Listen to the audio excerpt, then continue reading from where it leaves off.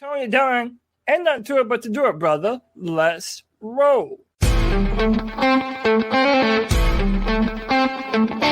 a world where Carolina Panthers fans have an insatiable thirst for Panthers news and opinions, only one podcast roars ferociously. It's the C3 Panthers Podcast.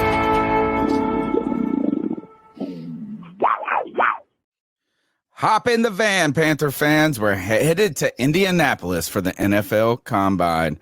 That's right, where we get to go and get excited about men in underwear doing athletic things as we continue to follow the latest Panthers news and opinions from the fan perspective. It's the C3 Panthers Podcast, brought to you by CarolinaCatChronicles.com, and I can't wait to hear what Scott Fitterer's got to say at the Combine, those little interviews where we get with Frank Reich between days at the Combine, and I sort of can't wait for Cody Lashney to tell me, oh, look at this good-looking man over there. Look at that fine fellow in that underwear. We should really court him and take him home to Carolina. Cody Lashney, welcome back to the C3 Panthers Podcast. Oh, Tony, it's that time of year, and the Panthers are open for business, baby. Look, Gross. We have so much to talk about. Hey, you started it. Look, we have so much to talk about, man. The Combine is underway, and, man, we have so many different things to discuss. Bryce Young choosing not to throw at the Combine, not do anything until his pro day. We have a fantastic guest coming on tonight, Joe DeLeone, to talk about all things draft. We're here to talk about Adrian Wilson being hired to the front office. So many things to talk about. Even something about the Panthers potentially trading up to number 3 for Anthony Richardson. Whoa, what are we doing, man? We have nothing else to it but to do it, and you know we're going to do it with the best damn Panther fans in all of YouTube, Tony Dunn.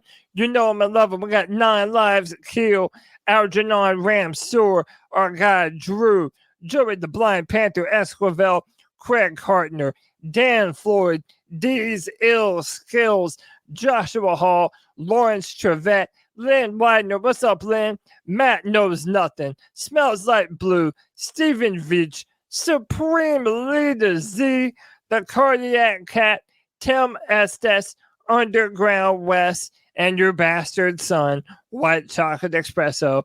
Tony Dunn, it's Tuesday night. Ain't nothing to it but to do it, brother. Let's roll. It seems like my bastard son comes over for dinner on Tuesdays and Fridays every week. And now he's going to Indianapolis with us as we get ready for this combine. And like you said, interesting news to talk about. But this is the people's voice. This is the podcast that is really the chat, the people that call in at 252-228-5098, those people that go and hang out in Discord. And the discussion is this. It's Panther fans being fanatic. We're professional football fans, not football experts. And I'm here with my man, CK, who has some really professional pipes. You know, you could say that, but I'm not doing it professionally other than what we're doing here. So we'll yes, take it you there. are. I'm happy to be here and talking about it with the boys, talking about what we're going to be expecting this coming weekend. A lot of news, a lot of discussions to be had around the potential quarterback carousel going on in the NFL and what that means for the Panthers. It's going to be a spicy episode tonight, boys. So I'm ready to sit back with my popcorn and watch the battle commence and maybe put my 2 cents in as we go. Did you know that there's a new emoji for the C3 super fans? Greg, I made a tinfoil hat emoji. You can put in tinfoil, and it is I think it's what is it? Wasn't it Joaquin Phoenix from Signs when he's sitting on the couch with the little girl and that got the tinfoil from Signs? You guys can check that out. But that's for Greg, the stat daddy, the bat daddy, and also the most suspicious of the group. Welcome back. And did you know that we hit 5,000 followers on YouTube. And I saw somebody's that. got some background noise going on. Yeah, sorry, that's the pup. Real quick, I got a new puppy in the house, and she's getting a little ruckus going on right now. But yeah, I saw the 5,000, and that's absolutely amazing, and that's 100% the fans. It's fantastic that we have 5,000 people that want to subscribe and listen to us just talk bullshit about football, which is really cool. But I do thank everybody for that, and it's a big number to hit. Like we hit it pretty quickly too. Based on, like, we're slow and steady. We climb Mount Everest, we put the flag, but we're going to the moon, Cody. And one of the things somebody told me that Miranda was my wife. She was, one of those, like, she's scrolling through her phone and she starts just giggling like crazy.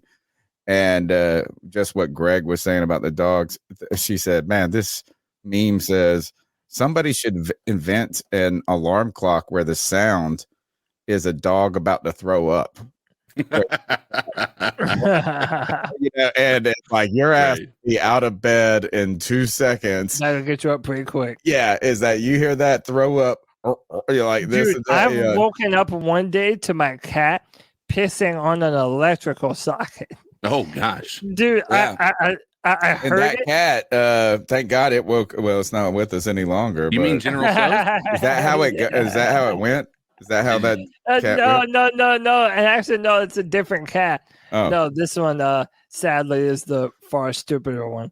But yeah, no, she's still with us, and hopefully not. Did it look like that cartoon? You remember in cartoons where the cat would get electrocuted and it was during the winter and it was like icing outside. So I thought I was hearing like sleet hit the window, but no, it was the fucking outlet zapping from her pissing on it, dude. Crazy times. Anyway, Panthers. But don't pee in outlets because that would be shocking. And what would it be shocking for the Panthers? Let's get into some Panthers news and opinions from the fan perspective. It's the 2023 NFL Combine show where we're going to talk a little bit. We'll talk a lot. We're going to save that Combine talk for our guests. Let's get into the latest news where the Carolina Panthers. What's up first, Cody? Yeah, so now we know officially that Derek Carr will be meeting with the Carolina Panthers at the Combine. This is amongst other teams. He's also meeting with the Jets and the Saints. And people have been talking a lot about this. And it brings me to my first point, really, Tony, is that I don't even think the Panthers have a clear idea what they want to do yet. We're kind of just basically doing our due diligence, looking at all of the different steps that we might have to take to fill the quarterback position. And Derek Carr, I mean, listen, he might not be your favorite option for the Carolina Panthers, but he's certainly a better option than I think we've had on the market before. I still wouldn't put this as very likely in my own opinion, but there are a lot of Panther fans who think that we could do a lot worse than Derek Carr. And then just to make this a well-rounded discussion, Peter King is reporting that the Panthers are not interested in trading for a 39-year-old Aaron Rodgers or Derek Carr. So we're kind of left to speculate, is this due diligence? Do they have actual interest in Derek Carr? How does this guy know? I know he's an insider, Peter King, and we know him from being the dude that made a big deal out of Cam Newton, say he wanted to be an icon. But you have reports that the Carolina Panthers are meeting with Derek Carr. How can you go ahead and say you're not interested? Basically, this sounds like, hey, it doesn't make as much sense from the outside. So I'm going to say that the Panthers aren't really that interested. Cody, let's start with Derek Carr. I don't know how I feel about it. Is that in one sense, I've been very supportive of the idea of that it's a necessity to walk into next season with a veteran. It would be malpractice not to. Who that veteran is, I don't want to overly fight about it. Is it Sam Darnold? Is it Derek Carr? Or as the Commanders, we'll see later on when we get to the news, released Carson Wentz. at some point they're going to have to put somebody in there who has taken NFL snaps before, right? It's just at least to go into camp. That doesn't mean they're going to be the starter. It doesn't mean anything like that. So on one hand, I understand that dynamic. On the other hand, when that does happen, whoever it is, we're going to get into that relentless cycle of, is this a mistake? Is this a failed bridge? Then you got the Frank Reich storyline of doing that was his problem in Indianapolis, where you go from Forsett to whatever. He went through the list of all those guys, and then back to Carson Wentz. So if this happens, I kind of think it would be for the benefit of the Carolina Panthers. Like, I think they would get better with Derek Carr, but I'm also slightly intimidated by, is this the first part where we get like the unknown of the new coaching staff? Like, is it a mistake? Is it right? Is it Should they get Derek Carr? Well, I mean, it depends on what you're expecting. So, for example, if everybody has their eyes on the draft right now, and rightfully so. We're getting ready to talk about the combine, and all the big four, well, minus Bryce Young, are going to participate in some way. But here's the deal. If I'm just being very honest with you, I think Derek Carr is much likely to be a better starting quarterback next season for the Panthers than Anthony Richardson and Will Levis. And that's not to say I think you got to get those guys. And I'm not even saying that those guys can't end up being good quarterbacks. But if you're drafting Anthony Richardson or Will Levis this year and expecting them to come in and be ready to lead this offense on a deep playoff push, I don't know. That doesn't seem very likely to me. I think out of all of your free agent options, Derek Carr makes the most sense on that front. But a lot of people have problems with Sam Darnold. Well, and see, this is where we have to talk about it, because even though he's the best free agent option on the market, Derek Carr, he's probably going to be the most expensive as well.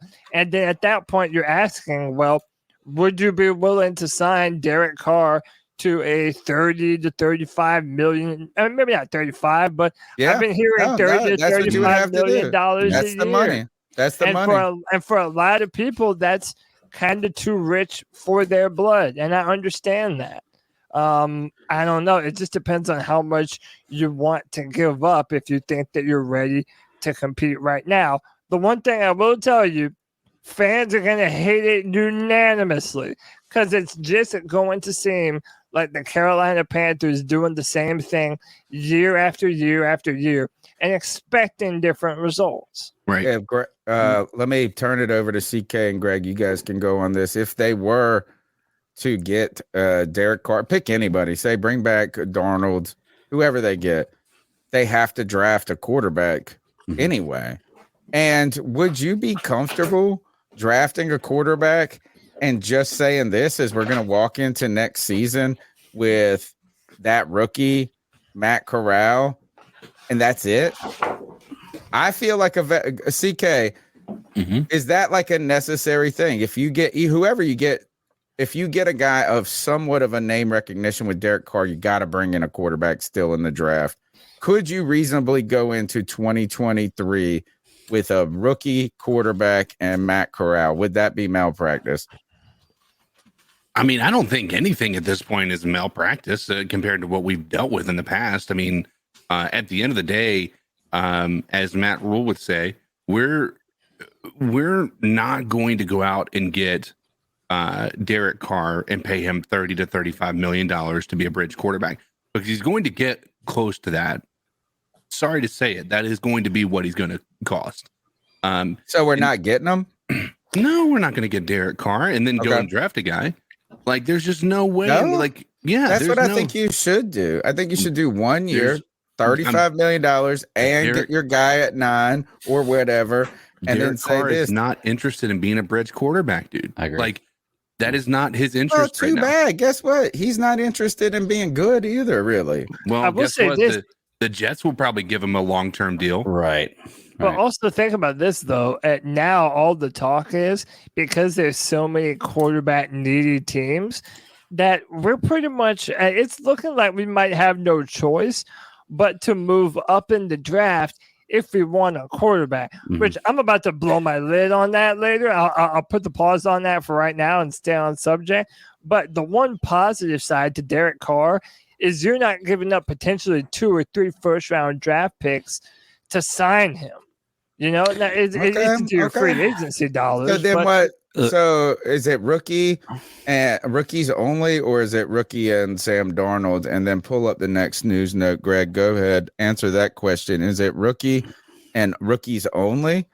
If you trade up, you have. They're saying you have to play them. Right. I don't even think you should have. That's my point. Is I don't want to have to play him even if you trade up. What do you do here, Derek Carr? Your thoughts, and then we'll move on to the next topic. Well, here's the thing: is there are 2 questions, and one is the rookies and rookies only type question, where I don't think that it's detrimental to a rookie quarterback if he's a guy you think is a first round, that worth a top 5 pick. He should be able to start year 1. Like, I'm sorry, I just feel like that puts you in the level you should be able to start. So we got to ask ourselves a couple of questions. One is Derek Carr and what we're going to pay for Derek Carr. Should he sign a 1-year deal, which I'm in agreement with CK. I don't think he would. Is he worth that much more than just signing a Sam Darnold or going with a Matt Corral or playing a rookie quarterback? Because if he's not, like if we're going to end up with 1 or 2 more wins, still not make the playoffs and still not really make any noise, I don't see a point in signing Derek Carr. I would rather do the rookies and just let them play it out. We're sitting here advocating for Sam Darnold. That's what you guys are saying. He's and the best you know option, what? I'm fine with it. Yeah. I'm fine with it. Is Sam Darnold, Matt Corral. Sam played well down the stretch. I don't care. He did. What I'll people be fine with Jameis. People loved it. People love to hate on Sam. I don't give a damn. I'm not saying he's the savior. I'm saying last year, at the end of the year, Sam Darnold played the best football that we've ever seen him play, and I think he's more mobile than Derek Carr. I don't think that should be off of the table. Yeah, I think Greg, you've convinced me. No, Derek Carr. And now we're going to have to talk about the trade up, not right this second. What's next, Cody? So the Panthers made another new hire, man. We just do not stop. Everyone that has a big name or that comes well recommended, the Panthers are interested in, man. So a big front office move. The Panthers have hired Adrian Wilson as their new vice president of player personnel. The former co-interim GM with the Arizona Cardinals beefs up the Carolina front office. So yeah, I mean, we're giving Fitterer some more assistance, giving him some extra guys in the front office. He's very well respected. And some people are saying, hey, maybe this even increases the chances that the Panthers go look for a DeAndre Hopkins, somebody who Adrian Wilson had experience bringing to Arizona in the first place. So, very interesting. What do you guys make of this? I think it's a move that is. Again, it's not something. I don't think it's a needle mover, right? It's fine that he's been put in the position, but I feel like with our coaching staff, and we tend to do this, and we can, look back and we could say that, we've hyped up this coaching staff quite a bit. It's okay to say that this was an average hire. I don't think that we don't even know. Right. And the idea of going and getting D-Hop, there's just no shot. Number one, we're not going to be able to afford him and pay the people that we have to worry about paying. And on top of that, you're talking about giving away draft assets to be able to go and get him. And guess what? We need those to trade up in the draft, apparently. Like, there's just no shot. DeAndre Hopkins, you can just get that out of your mind. He is not coming to Carolina. He's not going to be a Panther. Best of luck to wherever he decides to go, or wherever he, I think he has a no trade clause, whoever he waives his no trade clause to go to. But I can assure you he's not going to waive it to go to Carolina for a rookie quarterback. So, no, now he actually doesn't have a say-so in where he's traded because of the PED thing. It waived his no trade clause. Oh, so nice. Now he doesn't. I don't even want that. He doesn't get a say. But on Adrian Wilson, he was a standout safety at NC State from 1998 to 2000 before being a third-round draft pick of the Cardinals and spending 12 seasons with the franchise. He retired as a player in 2015 and immediately joined the Cardinals as a scout, moving up to director of pro scouting in 2019 and being promoted to the VP of pro scouting in 2021. He served as the interim co-general manager of the Cardinals during the 2022 season after the firing of then GM Steve Keim. Can I talk about something real quick? Please. Like, everybody on Twitter was losing their mind that we were able to hire this guy. Like, it was this big.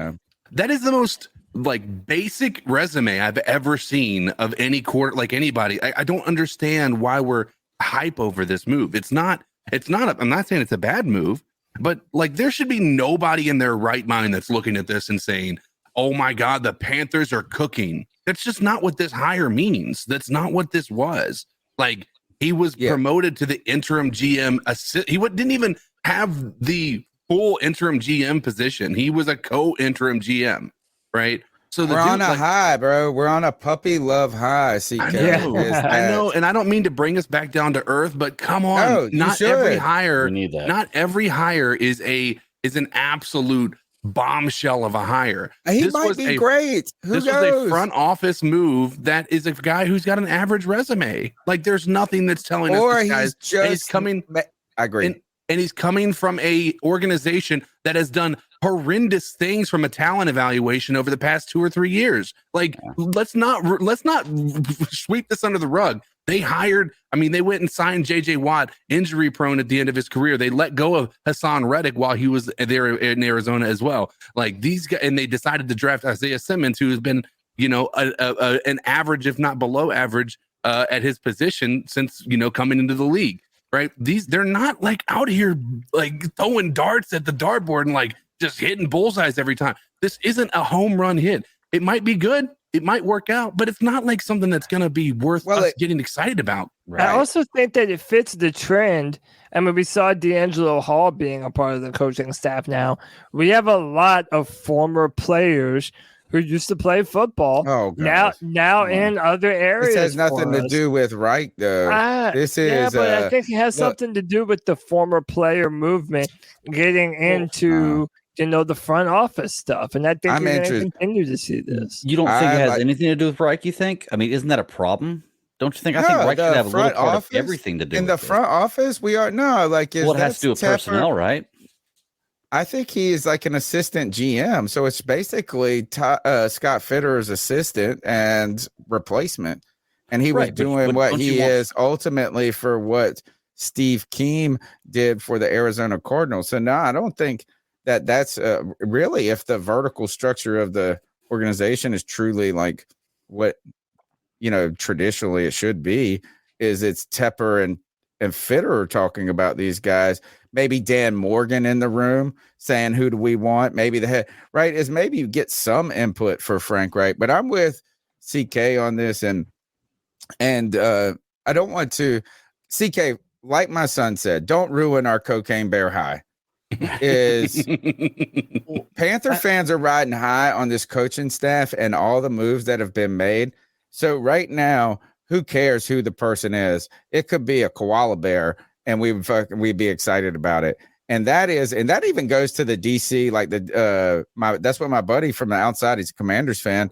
We got a lot of Commanders news later on in the show. And he said, who that man? I know that people like this Ajiro Evero, but everybody's like, oh, no miss, can't miss, right? Everything is can't miss right now. The one thing, and this one though, CK, you're right. Steve Kim, whatever his name was, maybe on the outs, but he took a leave of absence, like he resigned. And if this guy is so awesome, why was he not promoted? He knows the organization, and I hope the best for him. I hope he's great. But they went out and got this Monty Osenfort guy to replace Steve Keim. They did not go with him. And, so it's nice, but I think CK is bringing ultimately, a reasonable perspective here. Yeah. I'm not, is that I hope the best for him. I hope he adds to the team, but let's not like he's going to walk in there and all of a sudden we're getting freaking DeAndre Hopkins. This guy, we hope for him to do well. We should be talking about Dan Morgan. And really the question in the end is going to be, is Scott Fitterer's job truly on the line at this year? I've heard people talking about this. Does this mean anything for that? Are the Panthers preparing for the next phases of front office readjustment? Or is this them just loading up and getting Fitterer the people he needs to execute his job the best he can? And by the way, I also just want to point out what White Chocolate Espresso said. If he was a part of that Hopkins trade from Houston, that was indeed a steal at the time. And no, I hear what you're saying, CK. There's no reason to think that he's like some great thing or whatever. But again, the air of optimism and knowing that we still have other guys in positions of being able to make decisions. Scott Fitterer is still the guy in charge. We still have Suleiman in there on the cap. This just adds another set of eyes, and a set of eyes that everyone does say is well respected. So I think it's another good hire. It doesn't have to mean anything, but it's a decent hire. They clearly wanted him to be in the front office. So I'm fine with the hire. Like the thing that I'm just not I'm not down with it. I think maybe I'm taking the Greg approach on this is like we can't we've gotta be realistic in some respect here and realize that like this is a hire that's not really going to move the needle for the Panthers. Like this isn't going to change the way that the Panthers look next year. Or if it does, it's just gravy. It's great news, but you can't bank on that. Right. You're not like if we do really well like this year and there's just great talent and everything, I can tell you that people are not going to look back to this hire and say, oh my God, it's because of this. Right.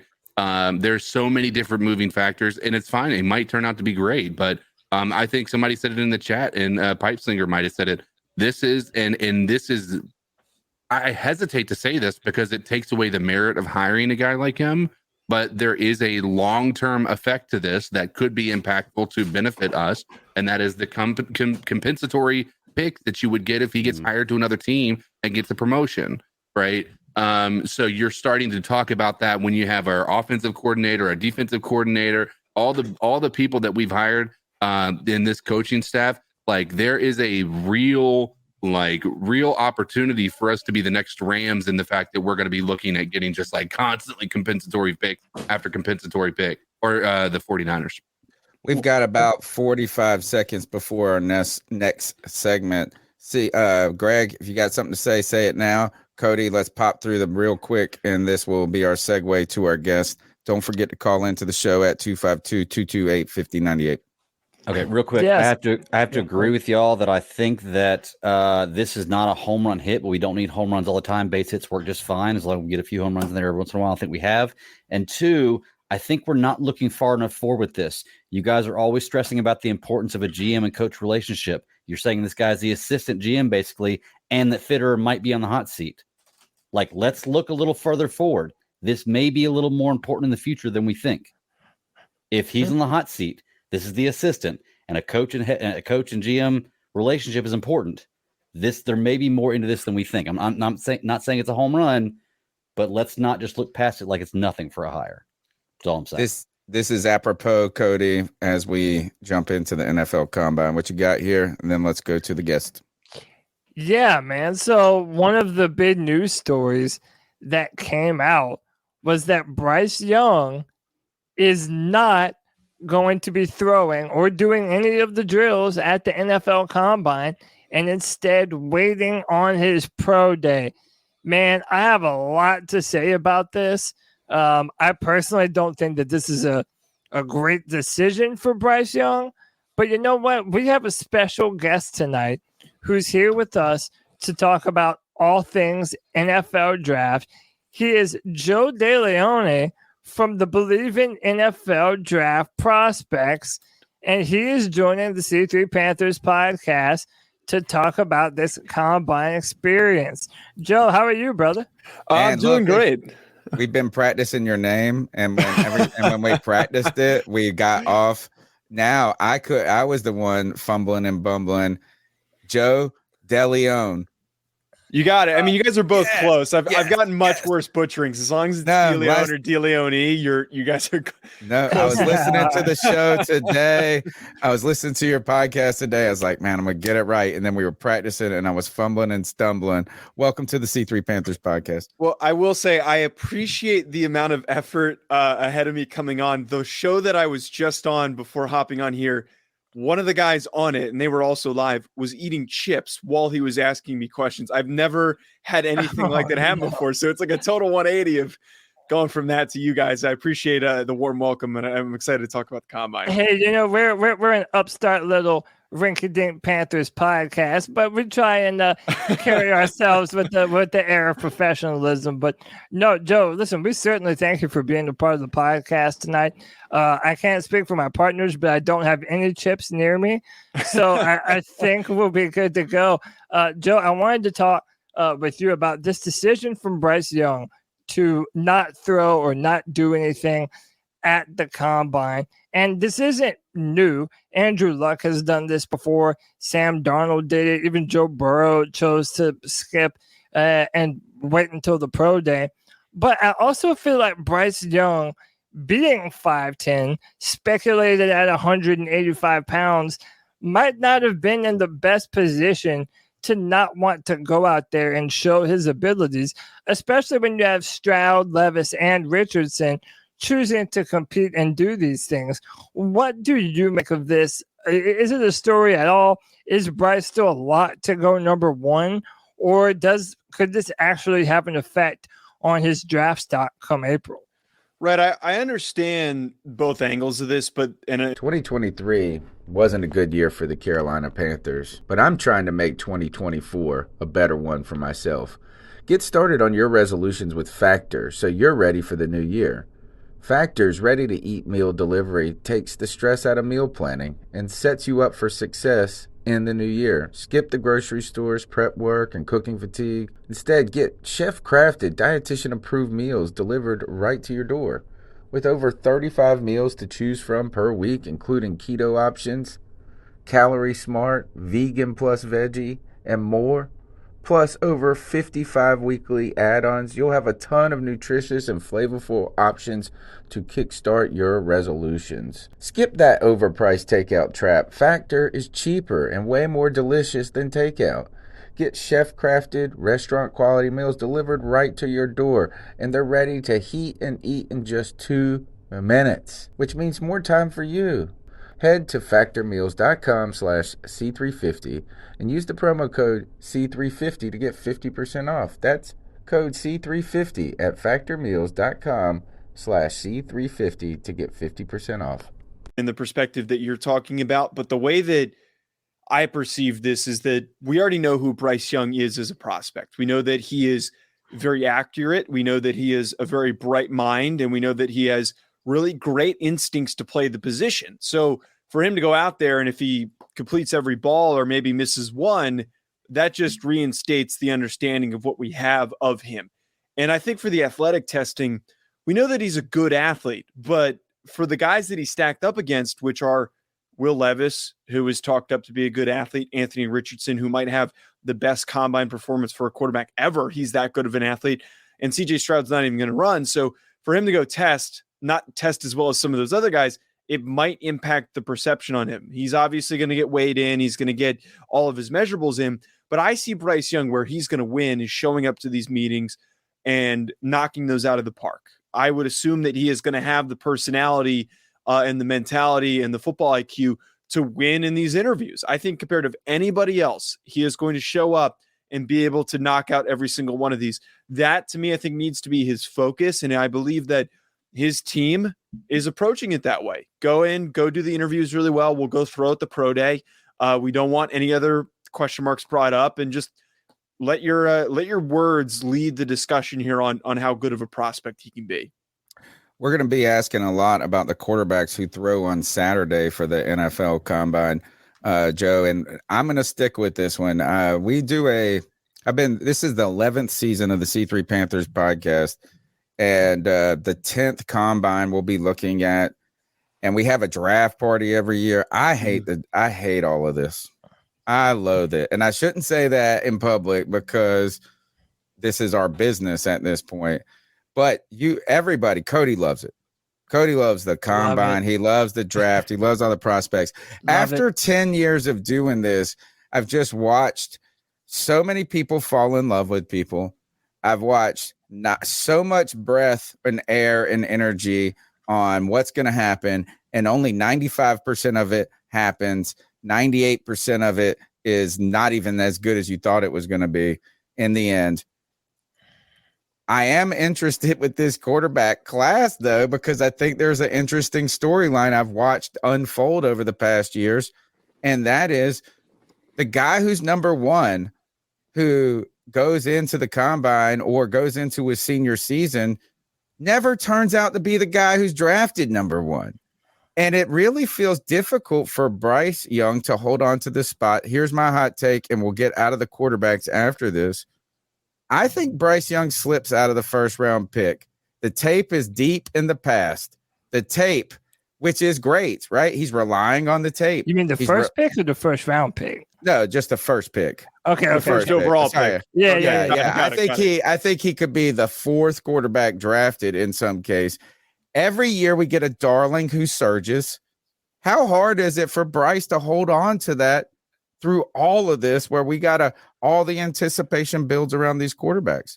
Right, and I think that's part of the reason why he's not testing. He doesn't want to be picked apart and overanalyzed. Let all the other guys that have inconsistencies with their game, let them be picked apart and overanalyzed. And I totally agree with you in the sense where there's a possibility of that happening. I think that if Will Levis and Anthony Richardson show up, test really well, and they have strong days throwing the football, that's going to really help them. If CJ Stroud, we already kind of know who he is and he's only throwing, he's not going to do any of the physical testing. If they all have really good days, absolutely Bryce Young could fall to be the fourth guy. I think that the NFL, there are still some old school thinking teams that aren't going to want to draft a guy that is built like him. He needs to bulk up. He needs to get up to 205 pounds, I think, for me to be more confident in him to not sustain a lot of injuries. His frame is concerning. I do even know that the Houston Texans aren't even really big fans of Bryce Young, and they value other guys because of how small he is, and they're worried about his very slight frame. But the only other thing that I would say about that, though, is by removing himself from the spotlight, it does help him. And he's never been that guy. He's never been the guy that the spotlight's always on him and he wants all the cameras on him. I know that he's in these commercials and he won the Heisman. All that's big for him, and those are huge accolades, and there always is media attention on him. But he's never somebody who's speaking up and trying to get more attention. And I think that removing himself from the spotlight might help let the overcalculation occur for the other players. But it's still, again, a possibility, as you're saying, for him to slide a little bit because of those size question marks, and some of the bigger, more physical guys might be selected over him. Yeah, and so first I want to address something. Tony is lying through his teeth when he said that we were going to ask any more QB questions. That is going to right. We're going to move on from the QB. Let's be real about it. This is going to be heavily QB focused. More minutes of it. But the part of this that I want to touch base on is, and we saw it with the Joe Burrow draft where many people thought Joe didn't want to go to Cincinnati and that he would hold out or whatever, to not go there. We obviously knew that wasn't realistic, but there is a reality that when you look at the trend of quarterbacks, especially some of the best ones in the NFL that have come out of the draft, the ones that have the most immediate success tend to come in the later part of the draft because they're going to maybe a little bit more developed teams. When you're drafted number one to the Houston Texans, you're going to a full-on rebuild. So do you think even the idea of not performing at the draft or at the combine rather, and that hurting his stock is actually even something that he's playing chess as opposed to checkers to maybe slide a little bit? I know that's money out of his pocket initially, but when you're thinking about the long term and the contracts these guys are getting, Joe Burrow and Trevor Lawrence is starting to come on. So you can look at those as the exception. But when you look at the history of the number one overall draft pick at a QB position, it hasn't worked out on a very consistent basis. It's that 5 to 10 to 15 position that most of these guys have really thrived in. Do you think that kind of weighs into that decision? Is it a checkers versus chess type of mentality? I think in general, his approach is definitely going to be like he wants to step into the best situation possible. And I totally agree with that sentiment where if I'm Bryce Young and I'm his team, his agent, I don't want to be a part of the Houston Texans, as you mentioned. I don't even know if I want to be a part of a team like the Indianapolis Colts, which in a way have taken a massive step back. And then you look at a team like the Raiders, I'd be scared to death of the Raiders because I don't even know if they're going to be willing to pay me in a few years if they even have the money. Could.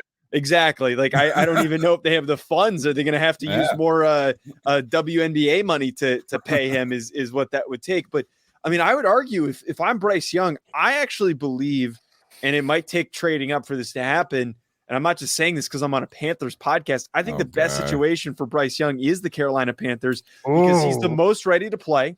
He is the most game ready player because of how quick and reactive he is in his decision making. But on top of that, like there's some really intriguing young pieces on this Panthers roster. There's some good receivers. The offensive line's underrated in some ways, and I think there may be a couple pieces away. And that defense is just loaded with young talent that's ready to really take that next step. But I would argue that if I'm Bryce, I want to play for the Carolina Panthers out of any of the other teams that are picking in the top 10. I think it's not a hot take I have. I think it's just a hopeful take that some other guys are going to surge as the distant memory of the college tape kind of falters. And this is, I don't know what Bryce Young should actually do. I think in some ways he probably should do some of the throwing drills, maybe do 140 if we could see him be fast too and not small. My two questions, and then I'm passing the mic. One, does Bryce Young drink like 7 gallons? Like, have you heard of guys drinking like the 3 gallons of water before they get on the scale and throwing up? And 2, does he do that? And number 2, who is if my thesis is right, who's the darling that surges after the combine in the quarterback class? Yeah, I think that Bryce definitely does need to add a little fake weight. Would definitely help him. Just a random like fun story. I just want to 192.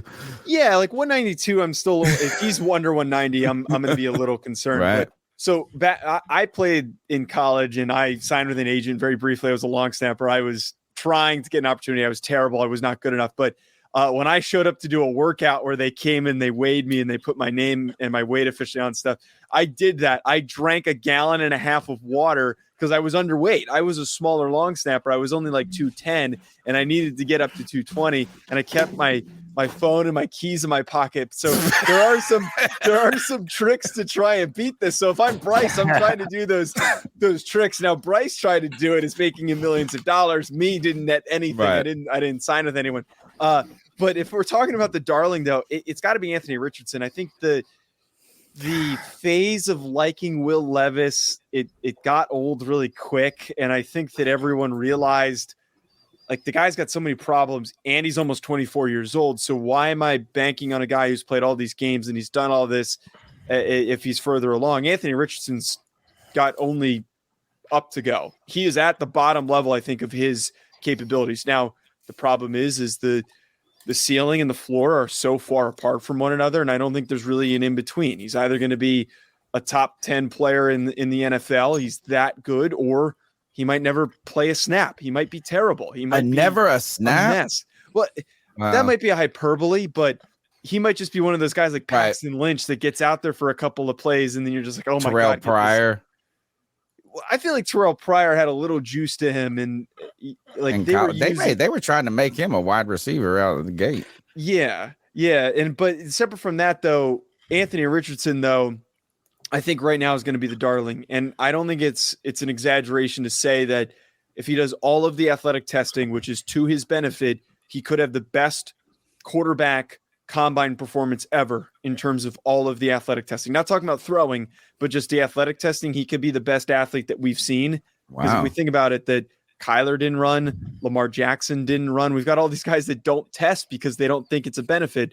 So I think Anthony Richardson could really get the boost from doing the testing, and he might end up being the second quarterback selected after it's all said and done. So that kind of goes to my next question. And CK was definitely right. We're definitely asking more questions about quarterback. And you brought up Anthony. You brought up Anthony Richardson, and I wanted to stay on that. Matt Milner, ESPN draft analyst, he went on NFL Live and said that the Panthers are all in on Anthony Richardson.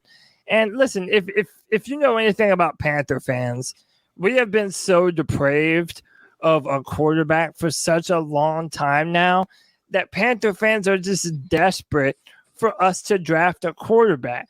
But because of this year's draft, and there's so many other teams that are in the market for said quarterback, it seems as though it's going to be really expensive for Carolina this year if they did decide to move up. My question to you is, what quarterbacks are going to be available at 9? And are Bryce Young and CJ Stroud the only quarterbacks worth trading up for?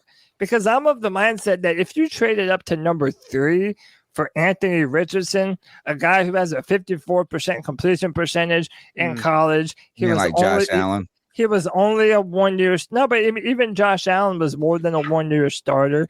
He had a 56%, so it would technically be lower.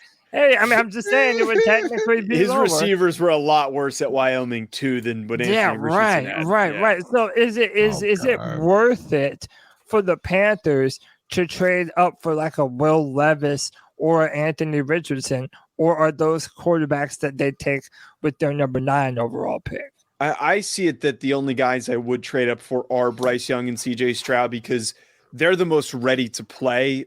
Young more than Stroud. I think that Young can have an early impact, and then Stroud might be a year away because he needs to develop a better ability to read defenses and make decisions. He's very indecisive when things don't open up immediately, which is problematic. And we kind of see that with Justin Fields. It just happens with these Ohio State quarterbacks because of the nature of the offense that they play in. But I think very specifically for the Carolina Panthers, we're not talking about any other team here. I think moving up to get Anthony Richardson is not a good move for them in the long term. I think that Anthony Richardson is somebody who needs to step into a situation where there's a bridge quarterback in place that he can sit for maybe 2 years. Like, I don't know if this is a guy who year 1 can play right away, but I can maybe compare this a little bit to Trey Lance, where physical tools are out of the world, but just really inexperienced. Doesn't have a lot. He's less accomplished than Justin Fields. He's less polished. He's less all of those things than Justin Fields is. And when Justin Fields passed for us, and we went JC Horn, this is basically a similar type player, except for Fields was like good in college. We don't know anything about him. This is all potential. You're talking about Anthony Richardson, right? Right. Yeah. Like, if you think that the bottom is Justin Fields right now, he was good in college, though. He was really good in college. Like, we are really we're putting traits from one player, these players, onto guys we just expect, and we haven't seen anything from Anthony Richardson. Honestly, very little sample set. Yeah, because he was on a bad team this year, and a team that didn't really help him progress. But like, I think that the positives for him, I totally get it. He needs developing. It's going to take him time to get to what he's capable of doing. The arm talent's just silly for him to make some of these throws that he can make without having any platform in these really tight windows. It's there. It's all there. This is the draft talk. This is it every year. This is the guy. He's going to be number 1 pick. He's going to be the number 1 pick. Exactly. I can totally see it happening. I think it's realistic, but I just don't think for the Panthers that's the guy. I think they need somebody who's a little bit more ready to go in Bryce Young or CJ Stroud, because just think about what you mentioned earlier, where they've missed on so many guys, and they've been just kind of keep trying over and over again since Cam Newton. So to continue that process for another couple of years and then finding out he's not the guy and then have to hit reset again, I think that's just, it wouldn't be good for Frank Reich in this new regime. Yeah. Go ahead, Greg. Joe, that's actually a good little transition right there. You brought back Bryce Young, and I have a question about Bryce Young. Like, I'm no expert when it comes to analyzing like college players. Like, I can see talent a lot of times, but I'm no expert at it. And when I look at Bryce Young, I see a guy who's 6 foot, 194 pounds, 5'10", bro. Maybe. Listen, we're going to see his best year. He threw for 4,800 yards, 47 touchdowns, and 7 interceptions. Okay. We had a guy in Carolina last year that his best year in college, who's 6'1", 200 pounds, threw for 46 touchdowns, threw for 43 touchdowns, 4,600 yards, and 6 interceptions, so almost identical to Bryce Young. And What, he's the bigger May kid? than Baker Mayfield. So Oh, wow. what is it about Bryce Young that makes me feel like he's different than Baker Mayfield in the NFL? Because I know that the NFL is more about throwing in lanes as opposed to necessarily being over the top all the time. But you have to be that kind of player that can do that, Drew Brees or Russell Wilson. Obviously, Baker Mayfield, who's a little bit bigger than Bryce Young, couldn't do that. What about Bryce Young makes me feel like he can when he gets to the NFL? I think the instincts for Bryce are way higher than what Baker Mayfield had coming into the league. And I haven't really seen Baker develop those instincts very much in his career early on. I do see the value in Baker Mayfield, and I do understand that, that thought of him maybe still being able to figure it out. But with Baker, he was playing in an offense that was not very comparable to the NFL. I saw what Bill O'Brien was running at Alabama and Bryce was playing in is setting him up for success in the NFL. And what excites me so much about him is the reactiveness, but also not only reactiveness means nothing if you're not making great decisions and you're not making big splash plays. He was always bailing his offense out when things weren't opening up. He always knew what to do and seemingly was making that right choice that not only moved the football, but also made a big play to keep his team in games. I watched him do it against Texas. I watched him do it almost against LSU and almost did it against Tennessee as well. He kept and pulled his team back into games so much this season. And I think that is just a rare trait that you don't always get with quarterbacks. I feel like oftentimes, because he's also a good athlete too, that doesn't get talked about enough, but I feel like oftentimes with quarterbacks, we fall in love with the Anthony Richardsons in the CJ Strouds without acknowledging can they actually accomplish this stuff on the field? Can they bring it to fruition and be a consistent playmaker? Some of them can. I know that Bryce Young can do it, and I don't want to overthink a guy like that because he's just been a gamer. He's been a playmaker all throughout his college career, I think more than Baker Mayfield. Okay. Yeah. So again, everybody wants to talk quarterbacks, but I actually do want to get your opinion on something. And it's actually about a quarterback from last year. See, we have Matt Corral on the team, and there's a lot of Matt Corral fanboys amongst the Carolina Panther faithful, I myself included. I would like to see Matt Corral at some point get a fair shot. But where would you rank Matt Corral in this year's draft class? Did you have him behind the top 4, a lot behind the top 4? Where would you stack them up? And then this will probably be my last quarterback question.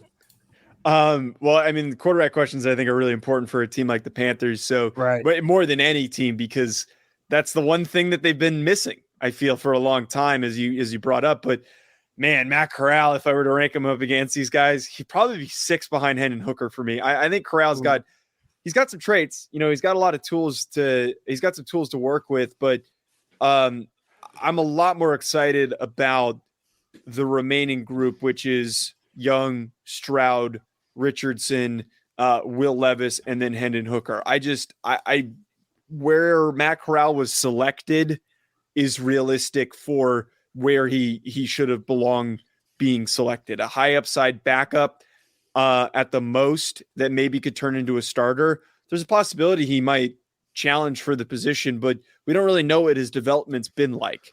And I think that how bad last year's class was kind of boosted the projection on him because of just there were no options. Everyone was talking about Malik Willis. Everybody was talking about Kenny Pickett and talking them all up. But the reality is I don't think any of them would be in the top 5 compared to this year's grouping.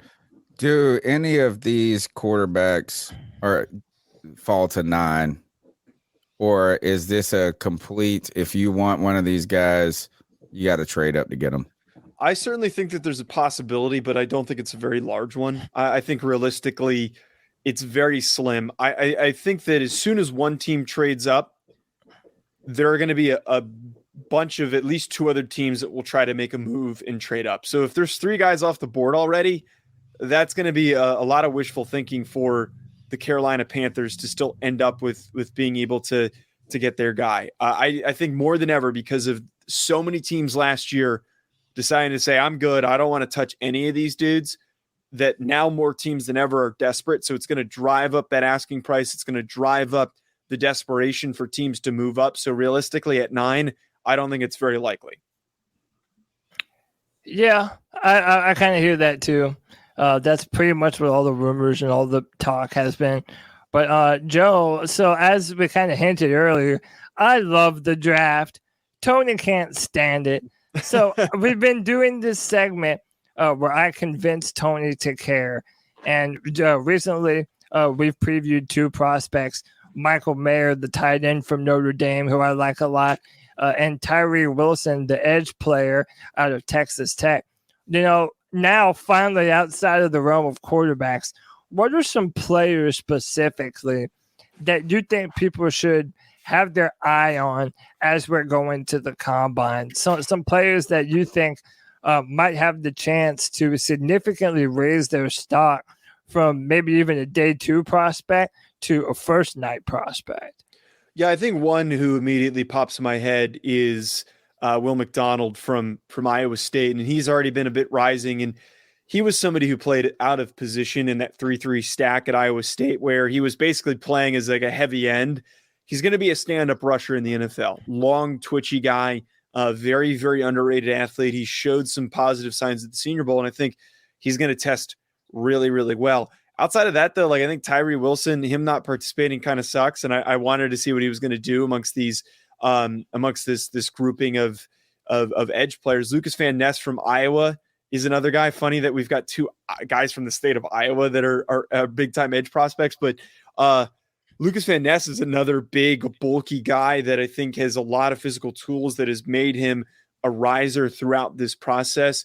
I'd also pay attention to Brian Brzee, I think, who's gotten not enough positive outlook throughout this process, but the guy is just a freaky, massive athlete. He is just a very, very powerful kid that top recruit that is going to shine in these circumstances because he was so highly recruited. And then I throw out one more who I don't think is getting enough love right now, Kalijah Cansey. I know it's a lot of defensive linemen. This is a very defensive lineman heavy draft. Please, we need defensive linemen, so please. That's Thursday of the draft. So yes. Tell us who to watch on Thursday. It'll be the first day of the not of the draft, of the combine. Yeah. Defensive line and linebackers. These are all positions interesting to the Carolina Panthers. And mind you that we're also kind of switching to a 3-4 defense. So who should we be looking at on Thursday?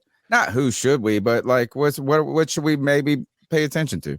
Yeah, I don't think that the one guy I was bringing up, he might actually not fit the scheme, but Kalijah Cansey though from Pitt is very undersized. It's a very weird draft for having all these really undersized guys at various position groups, but he's 6 foot 280. He might be even smaller than that. He's a really freaky athlete though. He is crazy fast. He's got great feet, and I think that he's going to test well on the bench. He's just a crazy strong short guy playing defensive tackle that is a menace for opposing offensive linemen to deal with. So I'm a really big fan of Kalijah Cansey's. I want to pay attention to him, see what he does. I got one more that I want to throw out there that I didn't want to forget, actually. Jalen Hyatt, for adding a receiver from Tennessee. Yeah. Big surge throughout this season for what he did against Alabama was the starting point. The NFL loves speed. And if he tests in the 4.2s, 4.3s, I think that he could be the first receiver taken possibly off the board once we get some testing numbers to put beside his name. But he's been a riser, and we know that these deep threats are a big boost in this year's class and could be the first receiver taken. Yeah, and by the way, I'm a big-time Clemson fan. So when you said Brian Brzee, I'm like, yes, man. He never really lived up to the hype. He was a very highly recruited 5-star prospect when we got him out of Maryland. He went through a lot last year. His little sister died. Mid-season. Very, very sad story. He dealt with a lot of injuries, but he's definitely someone that has a ton of NFL upside. Joe, would you say this is a bad draft class for offensive linemen? I know Peter Skonkowski, I can't even say his name, the Northwestern offensive tackle was probably the highest on that board. What do you make of the O-line class this year?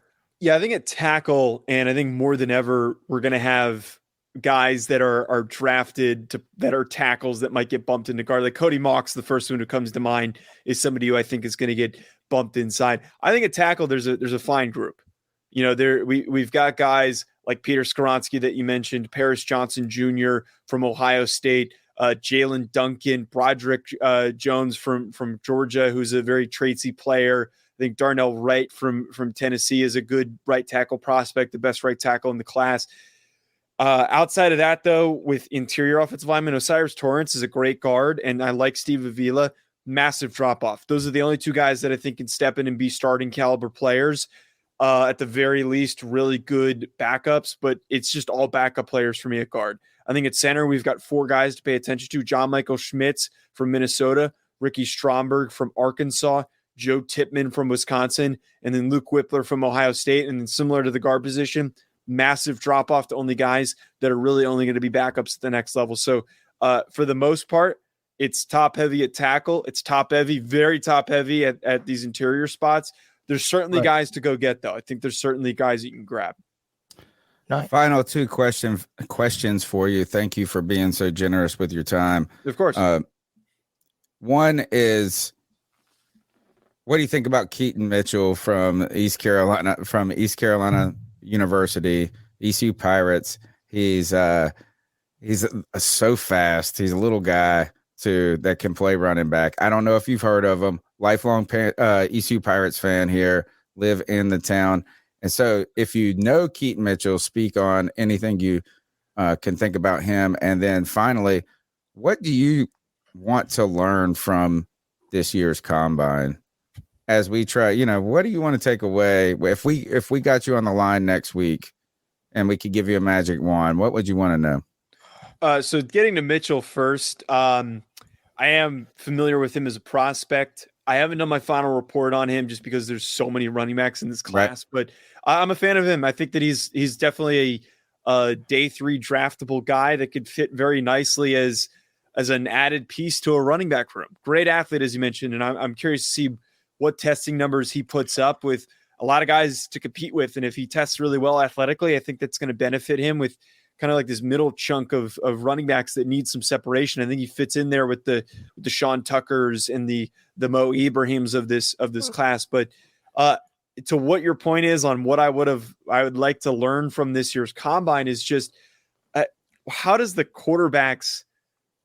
fit? And, how does this shake up and where will the separation be? And I know that we spent all this time talking about quarterbacks, but I think more than ever this year, there needs to be separation created. And I want to know for sure if there is a massive drop-off after those top 2 guys with Bryce Young and CJ Stroud, where is the separation for and how close behind are Anthony Richardson and Will Levis? Do they look a lot cleaner than they showed up on film? Are they going to answer and maybe calm some of those concerns with consistency? How do they bounce back from issues and mistakes that they have during these passing drills? If they can remove that separation, that to me, I think answers a lot of questions. And that I'm going to be really focused on that for the most part, separate from obviously just enjoying watching these edge players and these defensive linemen and some of these corners that are going to show out. I will tell you can use this headline. Anybody listening can use this headline: separation, not desperation, when it comes to evaluating the the combine quarterbacks. Will these guys just continue to crowd those first 5 picks, or and that sounds like desperation if what you're suggesting, instead of seeing that separation. Joe, fantastic hanging out with you. Tell us where we can find your work. You can find me on Twitter at Joe DeLeone, and then on YouTube, Hack City is my YouTube channel, which has got all of my content on there, NFL draft, college football, you name it. And then also just Bleav Network at Bleav Network on Twitter and on YouTube as well. Perfect. Thank you for hanging out with us, man. I hope you have a great night. Thanks, guys. Appreciate you having me on. Thanks, Joe. Lots of men about to be running around, Greg, in underwear. I mean, that always sounds interesting, right? Yeah, we love that. Actually, no, it doesn't. You know what? I really need to cut my grass and get ready for this. Don't pretend that you're not stoked. Okay, you're more. You want to do a watch along on Saturday? I already told you for I'm the down. quarterbacks. And I All right, think they go. I let's do think it. they go. I think they go at 1 too. So On Saturday? yeah, on Saturday. No, You know what? they'll be I playing. just don't care. I want to really, really bad. I just don't care. Let's Yeah. do a watch along, kind of like a Friday Yeah. free for all. We can't put up the stream, but we can all hang out. And it won't be like one of those where if we watch along a game and everybody's like breaking it, it's not going to be like, oh shit. Maybe on them 40 times. We can't. Yeah, Is 40 Jay times, Stubbs maybe. going to come in there and be like 4-2? Yeah, Jay Stubbs. Maybe. He's maybe got the Pat fastest TV internet. Yeah. Can I ask you a question, Cody, as somebody who is a avid believer that this can totally make or break your draft position? What can a quarterback show you this Saturday at 1:00? That's going to make you be like, holy shit, top 3. You No know doubt. what? Take To it. be honest, Greg, a lot of it is willful participation because if you're a quarterback, you've never thrown to these receivers before.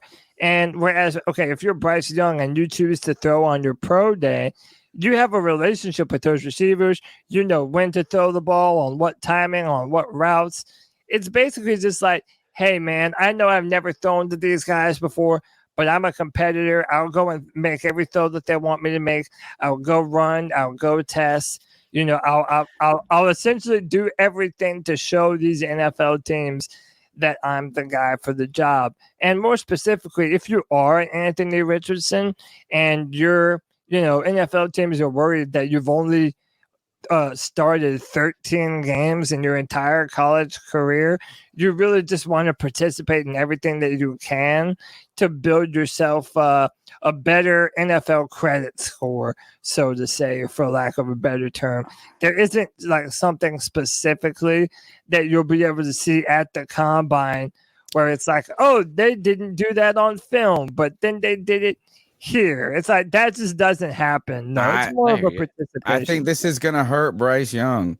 I think so too. I think I am so, and I don't know anything about any of these guys, but I don't think he's going to be the first quarterback picked. And I think this is that our guest made a ton of good points of why you could hurt yourself in this, but I almost feel like he said he's going to win in the interviews. What he just really needs to do is run the 40 for us. And he needs to weigh in and get measured. And if he did one throwing session and just looked crisp, it would just be everything you wanted to see. Now, what's going to happen is you're going to have Richardson throwing 70 yards off his back foot. And people are going, oh, man, like you said, and then Levis is going to be big and fucking strong and somewhat fast and throw like a 1,000,000-yard deep ball. And then we're all going to be like, oh, I guess we got to watch Alabama highlights to figure out what's going on here. Yeah, I just feel like he just needs to prove he's the most polished. Yeah, well, I mean, the film is what's going to say that the most about him. Mhm. But listen, whether this is fair or never not, do that. whether this is fair or not, what it looks like is he doesn't want to be compared next to the 3 bigger, stronger quarterbacks. And he shouldn't go at that all. are in this draft class next to him. Then he shouldn't go at all. If he's If not doing any of the drills or any of that shit, he should just measure at his pro day. Mhm. That's where you're right. Go get your measurements. Like fucking tape measure and the scale are all the same. If we like really just check them. And if all these teams are going to come interview him, he doesn't have to go to the combine to catch these teams' attention. If he should not go at all, then The only reason I have to push back on what you say, Cody, about how the willingness and like being able to throw to receivers he's never thrown with before. Oh, he isn't. I've got to push back on that because look, man, I'm 38 years old. I'm not in great shape. Okay. I'm not a great thrower of the football, but I can do it pretty decent. I was at my daughter's 16th birthday party the other day with 6 teenage boys, and we were playing 3-on-3 football, and I was the quarterback. And I was hitting 15 and 20-yard passes to guys I've never met before. Oh, you were whipping some ass. So I don't think that them being able to throw to an open guy with nobody rushing them really, really makes a difference about how I think I can do that. I can connect a 20-yard pass to a guy I've just met the first time before the snap. Yeah, but I'm just saying. if you went there and ran a a 4.41 40-yard dash, maybe Okay. that might change things. And like Joe was saying, Kyler Murray, Lamar Jackson, for whatever reasons, they didn't run during their combine. Whereas if they had, it would have made headlines because of how fast they are. If Will you're Anthony the Texans Richardson, will the Texans pick Bryce Young first? Well, Yeah, let's just get a yes or no, and then we'll move on because we have our opinions will change 200 times by the draft. I mean, Cody, right does now, Bryce Young, is he the first Bryce round? Young is a first Texan next year. I would say so. And I think D'Amico Ryans is going to be the type of player that's going to like Bryce Young a lot. So, yeah, I would say right now he's probably still going number one, but it wouldn't shock me at all if they drafted CJ Stroud instead. See, my vote is just no, that he won't be the number one overall pick. I almost feel like if those are odds in Vegas, I would take them right now. Let's go into some cat calls. The number's 252-228-5098. We want to get your opinion on the combine, what you will be looking for, what if the Panthers should trade up or whatever the heck you want to talk about. Remember, it's the People's Voice podcast. Cody, let's get to the calls. So what are your thoughts on catcalling? Yeah, it's pretty. You shouldn't do that to somebody. And how did that make you feel? Very uncomfortable. So how do you think catcalling makes the person feel? It feels good, like. Who's that cat sitting in the back corner with his face buried in his nose? Who's that kid that can use one?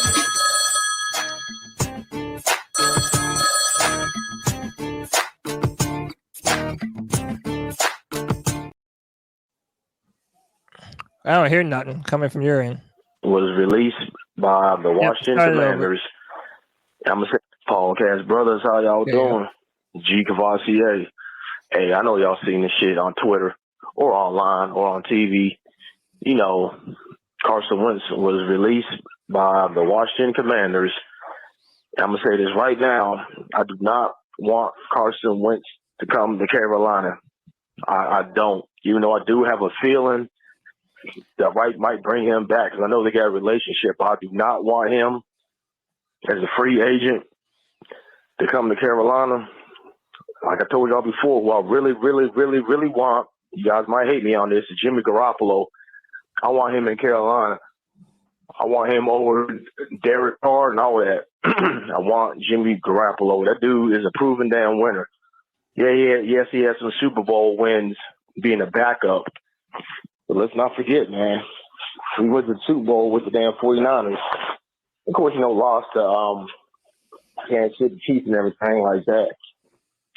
But my opinion, with his age and his injury history, he won't be expensive. That's my opinion, So give me your takes on that. And before I let y'all go, what y'all think about Bryce Young not throwing at the combine? Yeah, perfect. That's kind of weird, ain't it? That's weird as hell. Like I said before, I got a feeling one of these daggone quarterbacks is going to fall. Either Bryce Young, Stroud, Levis, Richardson, one of them boys is going to daggone fall, man. Give me your thoughts on that, y'all. Keep pounding. Keep pounding. Listen, but before we do, I want to take a moment to real quick, just say a very happy birthday, a C3 happy birthday to Panther Gal in the chat, celebrating her 50th birthday today. Happy birthday, Panther Gal. Hope you have a fantastic birthday. Happy birthday from the C3 Panthers podcast. That's special. That's big time. Mhm. And then also earlier, White Chocolate Espresso with the $4.99 love bomb says if Bryce was AR size, he'd be a lot first overall. If AR was Bryce's size, he'd be a fourth round. I agree pick. with this 1,000%. It's true. Yeah. Bryce was a lock. Time hurts the number one prospect. Time and distance and space hurts Bryce Young. You're going to fall in. From actually playing? That's what you mean? No, from being the hyped number one. It's like this. It's like having a beautiful, wonderful woman that you love and you're in a relationship but it's long distance and they're gone for the semester. And then there's these other girls that are walking around and not as good as the girl you're in love with, but they're present. Bryce Young, we just haven't seen him since December.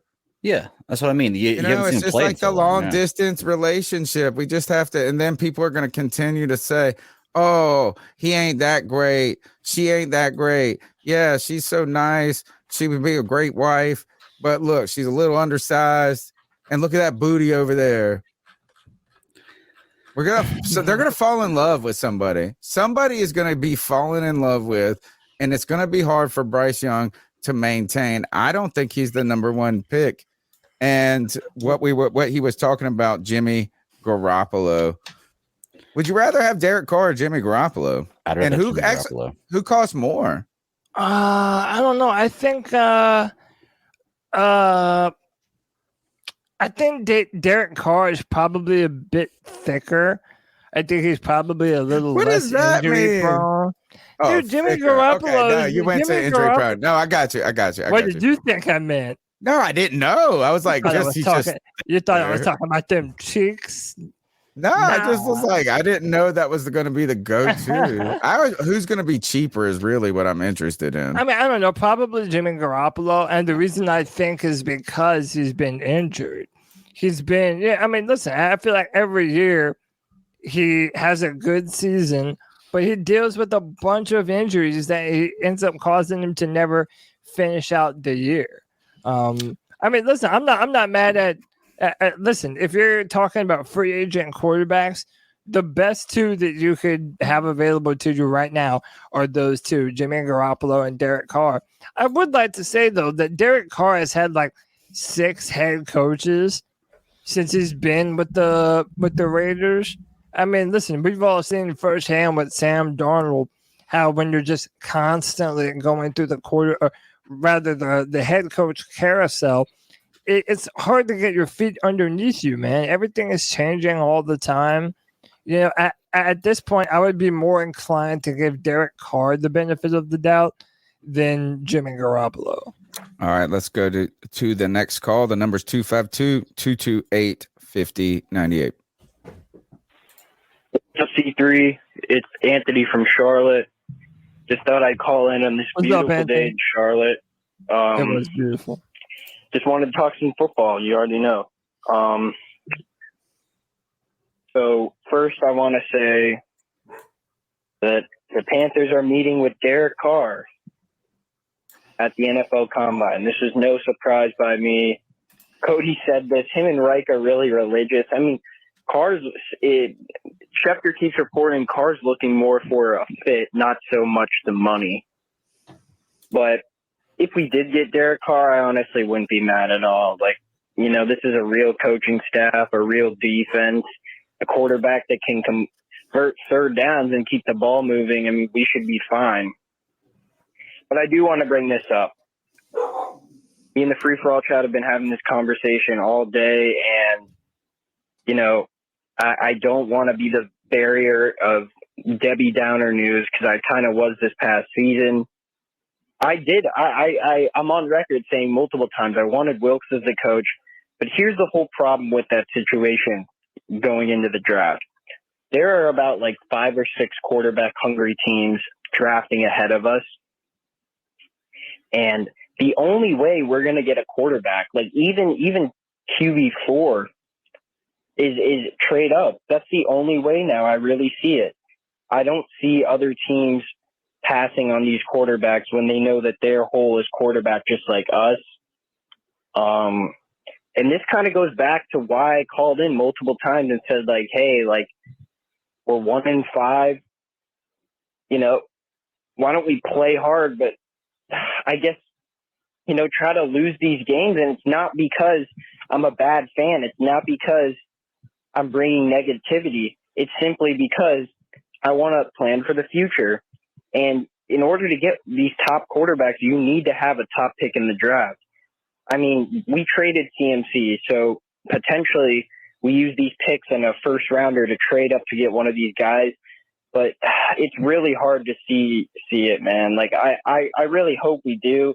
But the point of what I'm trying to say is that having the pick number 4 or 5, winning like 2 less games would have helped a lot going into this draft, because we're never going to be able to tank under David Tepper. He wants to win now.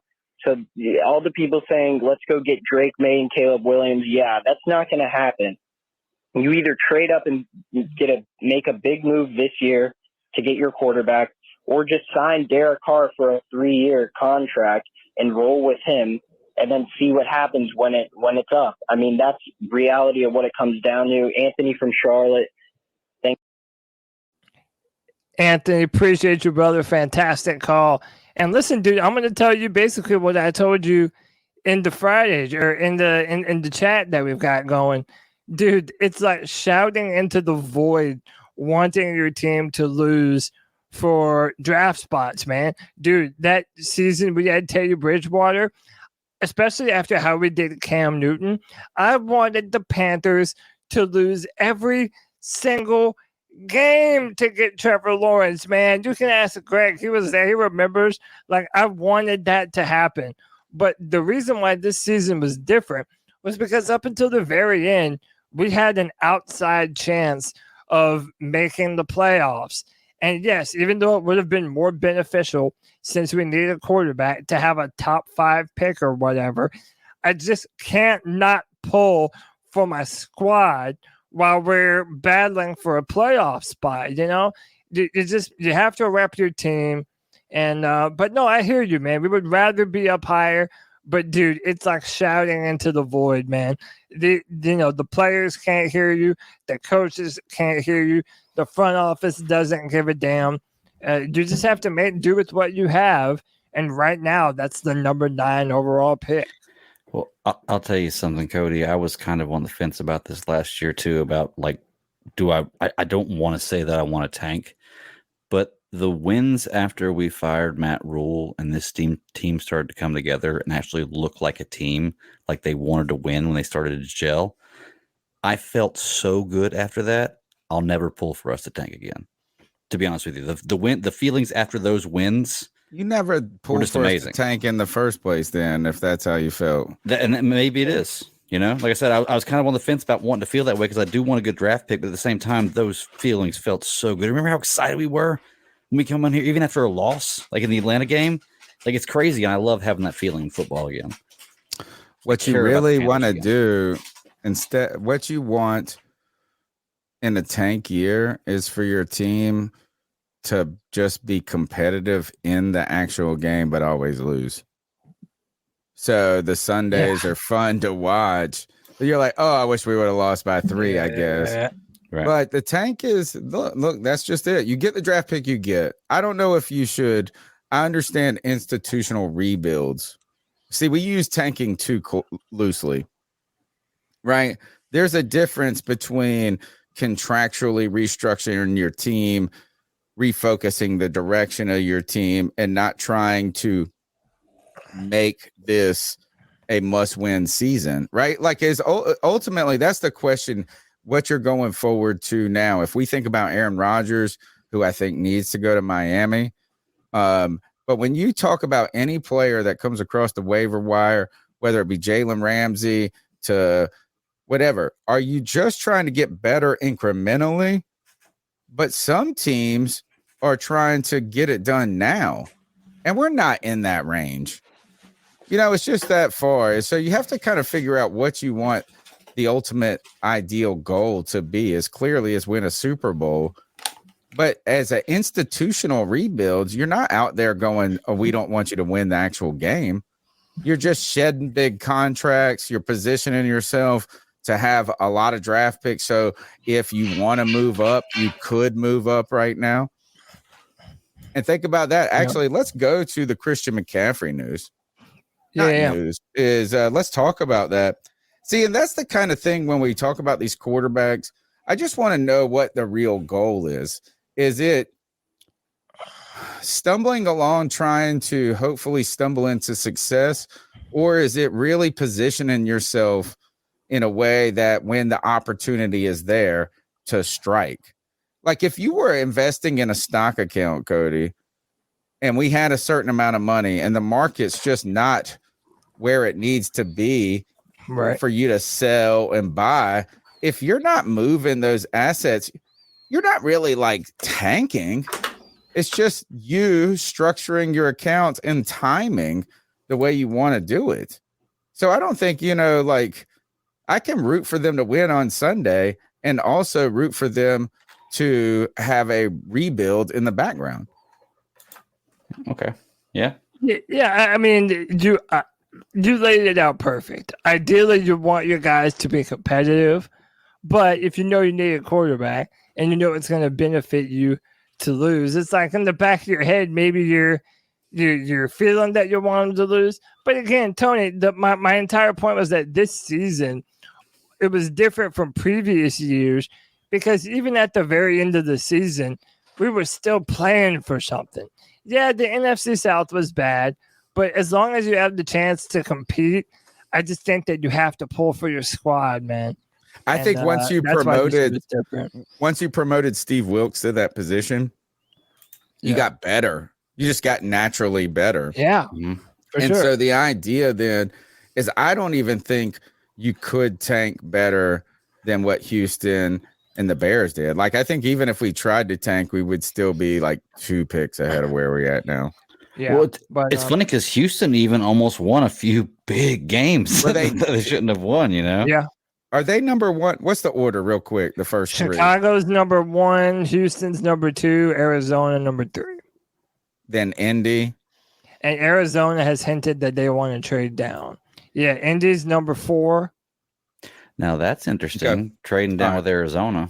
And that's what everybody's saying too. So, for example, Anthony brought this up on the free for all. Like, what if, let's say, the Colts they jump up to number 1 and they take Bryce Young, and then number 2, let's say, like what Joe said, the Houston Texans want the bigger prospect, and they go Will Levis. Okay, if CJ Stroud is sitting there at number 3, would you move up to number 3? Yes. To get CJ Stroud? But he's not going to be there. Is that people are saying AR-15 may be the number 1 pick. I think CJ Stroud turns out to be the number 1 pick. I think he has the size, the necessary mobility, right? It's just necessary to move around. Touch on the football. Yeah, like 6'3", big hands. Let me ask you this, Tony. Yeah, he's the number 1 pick of the draft. That's what I would do. Now, I know you're saying that you expect him to fall, but that's also not you saying that you don't like him. Who? Bryce Young. Right. Oh, so okay, let me ask you. So let me ask you this: I've struggled with this question. Would you be okay drafting? So let's say the same thing, but in this scenario, CJ Stroud goes number 1. Yeah. Then Will Levis goes number 2, or Richardson. Or Richardson, whatever. Then would Levis. you be okay going to number 3 for Bryce Young? I don't know. On the spot, peer pressure. Yeah, no. What's your other option? No, and this is the there's reason no other why. option, right? No, it's like I don't want to have to give up 5 years. I know of shit for a guy that you don't feel incredibly fantastic. Now, if he dropped to 6. The 6th pick or something like like it didn't take, like if it just took this year's first, a second from this year, and like a second and a third from next year, the Christian McCaffrey, all right, I'll move up 3 picks. But I don't know if I'm ready to put 2 first-round picks for a guy that's 5'11", and I just feel like it's a little rich of a bet for me. But if he comes, my question really is this: if he's the consensus number 1 right now and has been for so long, if he gets there at 9, right, wouldn't that be the most ideal situation? Is that people kind of get a little concerned about his size. They fall in love with some other guys. Somebody trades back and does something weird. And maybe you're there at 7 or 9. Yeah, but also you just have to pull it, right? But remember, a few years ago, though, you were all in on Tua. you really like to use some Tua I still would have been Tagovailoa happy. coming out of Alabama. And okay, what maybe Remember Tua, that tank for Tua? Oh, he's a great I know, example but of what I'm talking about. Actually, is the guy who has been the number one, who has the tape, who has Kinda the advanced fallen, and polished. But you Tua also haven't had all seen the. him. Tua had the injury history though. He got did have banged the up a injury. lot. He did have the injury, but exactly another reason he went from being the guy to a guy.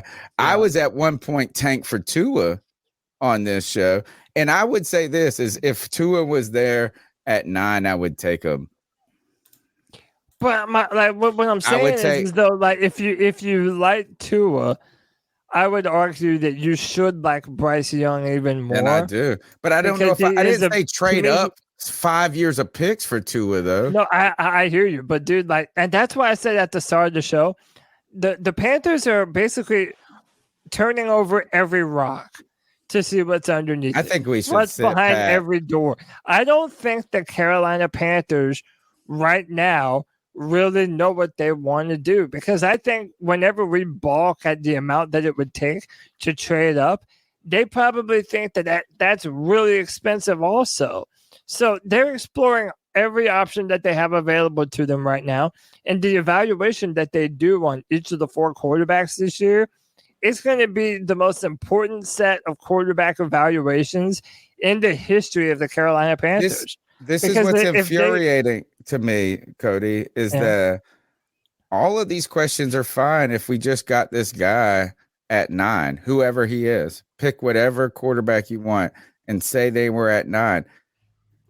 The trading of into any top 5 or top 10 picks is just very expensive. It doesn't even matter if it's just swapping up one pick or something. No doubt. It is expensive. But we should have then, and people are going to hate me in the chat, we should have just drafted Justin Fields then. Yes. If that's what you want, is like what you're talking about, every one of these guys is just Justin Fields. They are just Justin Fields. And he was there for us. And he had all basically the same question marks that any of these dudes had. I liked Justin. I liked him. Right. But I just don't like the idea of leapfrogging for guys. Yeah. That have a question mark. Now, and by the way, this is what Anthony's call was saying too.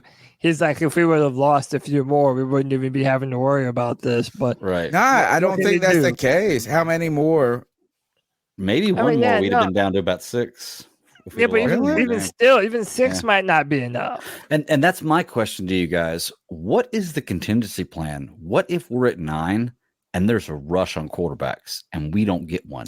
Hand in top hooker. 4 guys. Trade Get back. the fuck out. Get out. Trade back. Yeah. But also, like, build up. What are we going to do? Build up draft capital for next year. I would trade back a little bit. Or not Will Greer. Better than overpaying. There is a picture floating around on I've been trying to track it down on Instagram or whatever. And I saw it in a news article. It's like, oh, this trending picture. And a lady bought a 1999 Ford Escort or some shit like that on an 8-year loan. And her payment is $219 a month. So this car is like 25 years old. She's on an 8-year loan.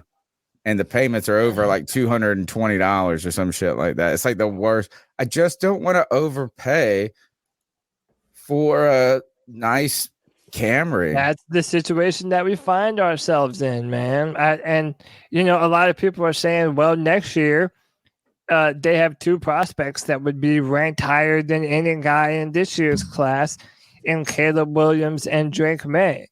And, if you have a bunch of teams that restock on quarterback this year, maybe next year there aren't so many quarterback needy teams at the top of the draft. Maybe if you did trade back, you would have the potential to maybe see what you have in a Matt Corral and a veteran maybe even like a Jacoby Brissett. And then next year, you have enough. Maybe if you have 1 or 2 picks in the first round, you can go up and grab your guy. There's so much, man. There's so much at stake right now. That's not our year. It's not our year to trade up. Say that, man. No, I just don't want to trade up. I don't want to trade up. But I'm so done being like ready for next year before the year even starts. Bryce Young so slipping done to with us that. at 9, dude. It's happening. I'm That would be willing it. either CJ. So White Chocolate, he thinks that it's possible Stroud might No fall way. behind. Impossible. Yeah, I don't think so either. But the point being, everybody has their idea of why one of these prospects might fall. So Come on. If he's the consensus number one and somehow he's there, imagine if one of these guys fell and the Panthers just picked like a defensive tackle. That's very and we're like, Very what? Panthers fans. All right. that Did would we be do insane. CMC? No, yet? let's do it. Let's All do right. it. Let's talk about CMC. Christian McCaffrey, during the Super Bowl week, he went on the Bussin' with the Boys podcast. That's Taylor Lewan's show, former left tackle for the Tennessee Titans. And he was very candid, very open and honest about how he felt when he left the Carolina Panthers. Tony, you want to play through some of these clips? So many emotions, and the first emotion is probably anger. Like, man, you guys don't want me anymore. Like, that's really what it is. You know, you can call it what it is. Well, they got a lot for you. It's like, nah, like you think you're better off without me. That's what it is. Damn. This is that was Christian McCaffrey on Bussin' with the Boys. And he was kind of led into that question of hair by the other guy who is from Nebraska, who I like. I think he's the star of the show with the raspy. Will Compton. Yeah, like he's cool. Yeah, Will's cool. And he did what interviewers should do is like, what, you know, how did you feel as a player getting the news that you were traded? When did it piss you off? And I love to hear this. And this might be the worst picture on the right you could ever find of Christian McCaffrey, bro. Yeah, but that's why I put it up there. I didn't even think that was him. Like, it looks like you know, I know it's him because of how red the top of his head is, because he wears his helmet so fucking tight. Yeah, he always has a big old not a mark on his flattering picture forehead. of him. Not a flattering picture. But that's of him. why I put it, because it was like, man, this is his down in the dumps time in Carolina. Mm-hmm. He didn't look like he was feeling good right here, and it didn't sound like it was feeling good in that clip. But you know, he does make a point though. If you think about it, it's like, you know, if you're a football player and a team decides to trade you somewhere else, what they are essentially telling you that they believe their future has more potential to be brighter without you than with you. And by getting the number of picks that we ended up getting for Christian McCaffrey. But it was funny that he said, you know, he never saw it coming. He wanted to be a Panther forever. Well, yeah, we'll get to that clip. The thing that, if that's the feeling you want from a competitor, right? We always try to read into every single word any one of these guys says, and you want to be like, oh, he's a fighter, he's scrappy. We want to hear him being upset because he thinks he's a dog. These guys are the 1% of the 1% of the 1%.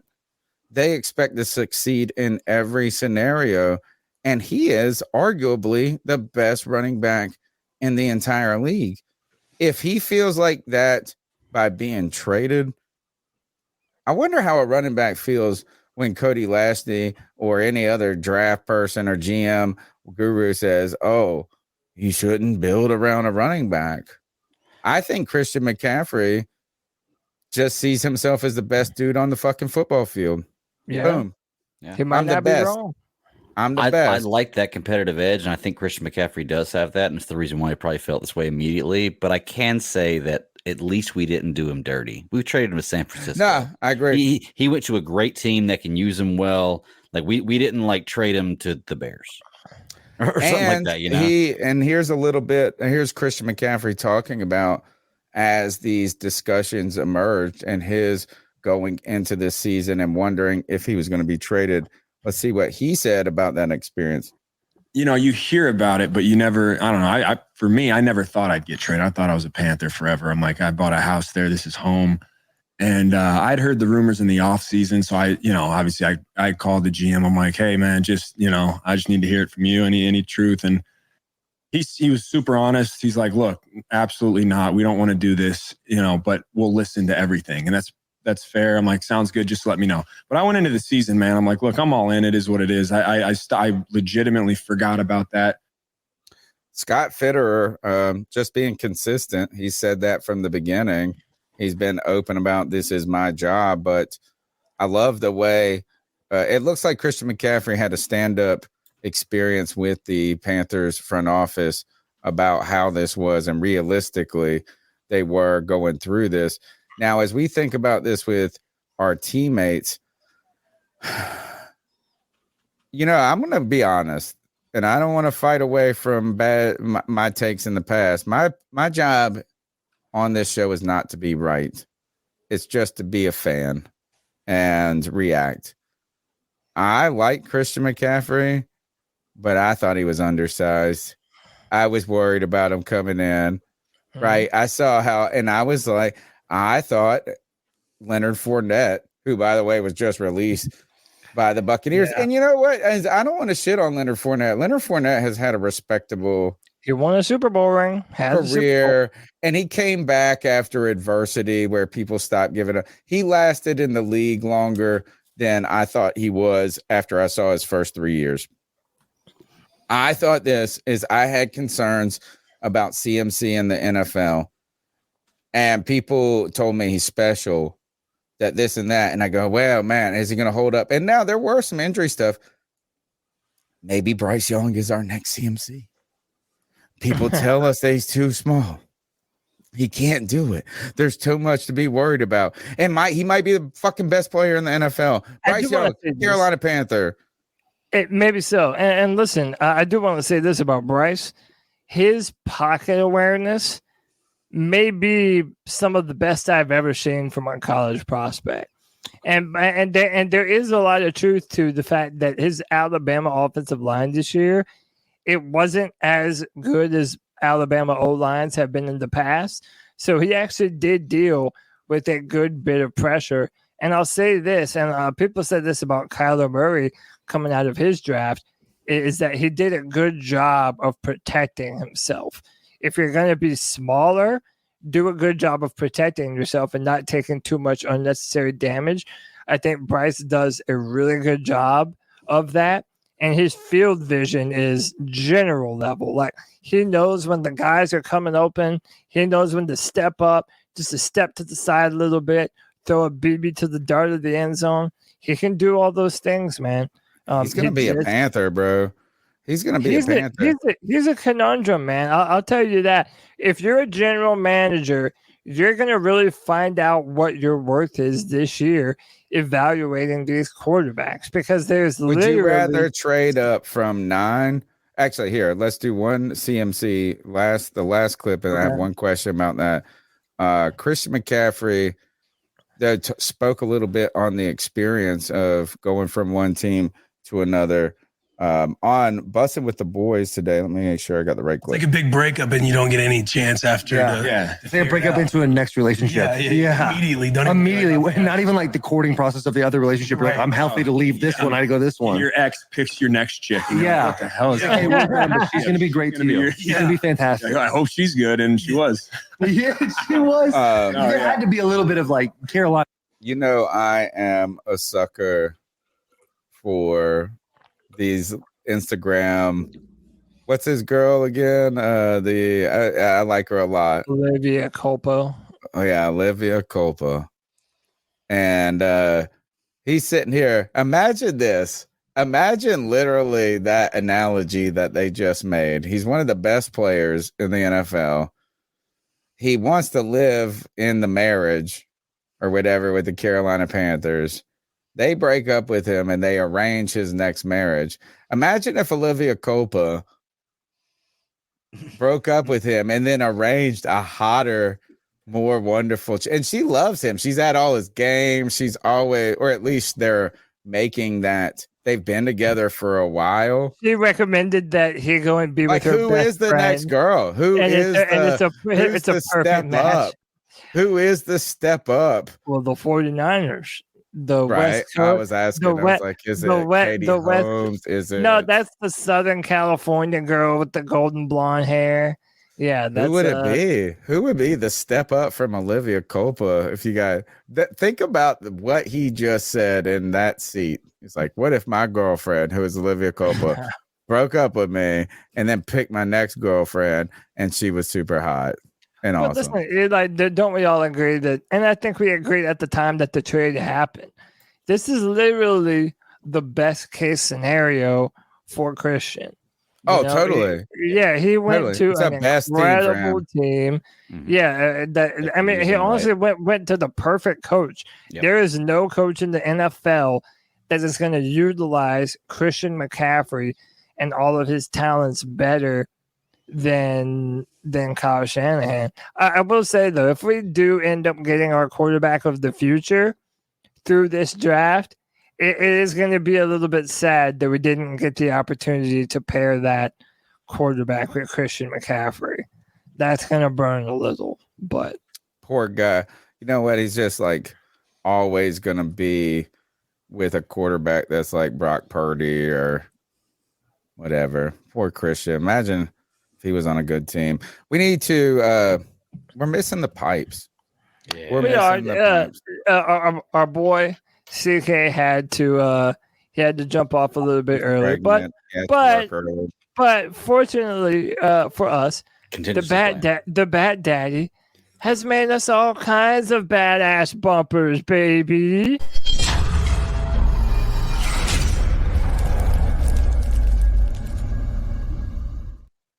You have been subscriber shamed. 151 people watching, 59 thumbs up. Hit that like, hit that subscribe, hit that notification bell for every single time the C3 Panthers podcast goes live. We do this year round.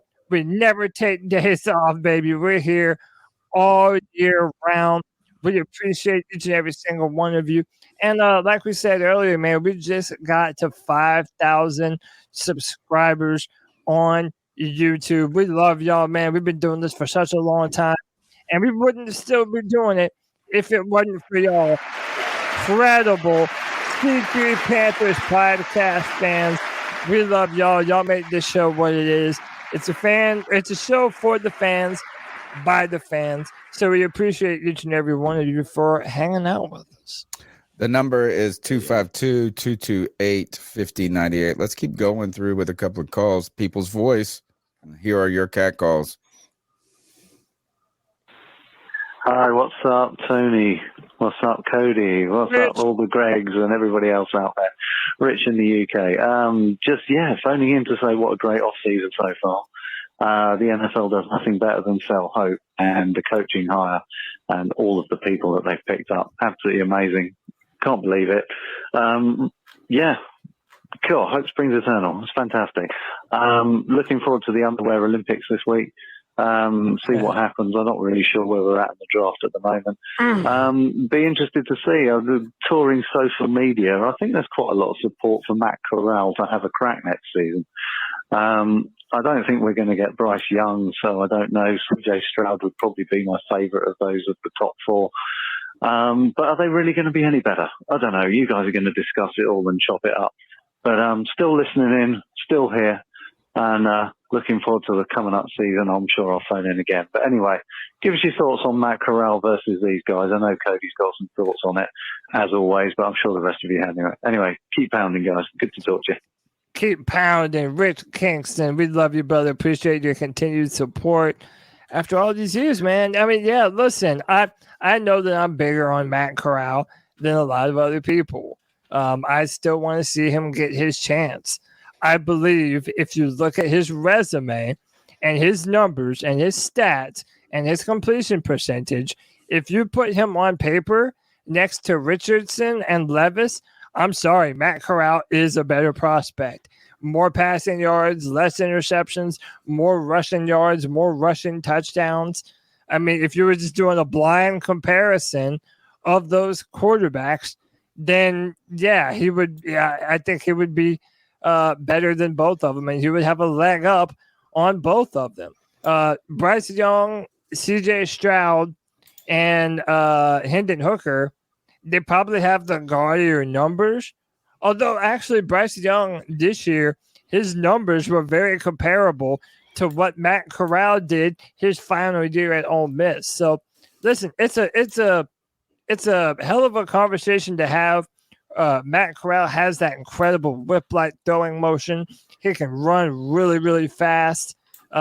He's probably quarterback 3 or 4 this year, and that's just because you have some guys that have a lot of physical upside that he probably doesn't have. He's not 235 pounds as much as we might like him to be. He's not 6'4", not short either. He's only 6'2".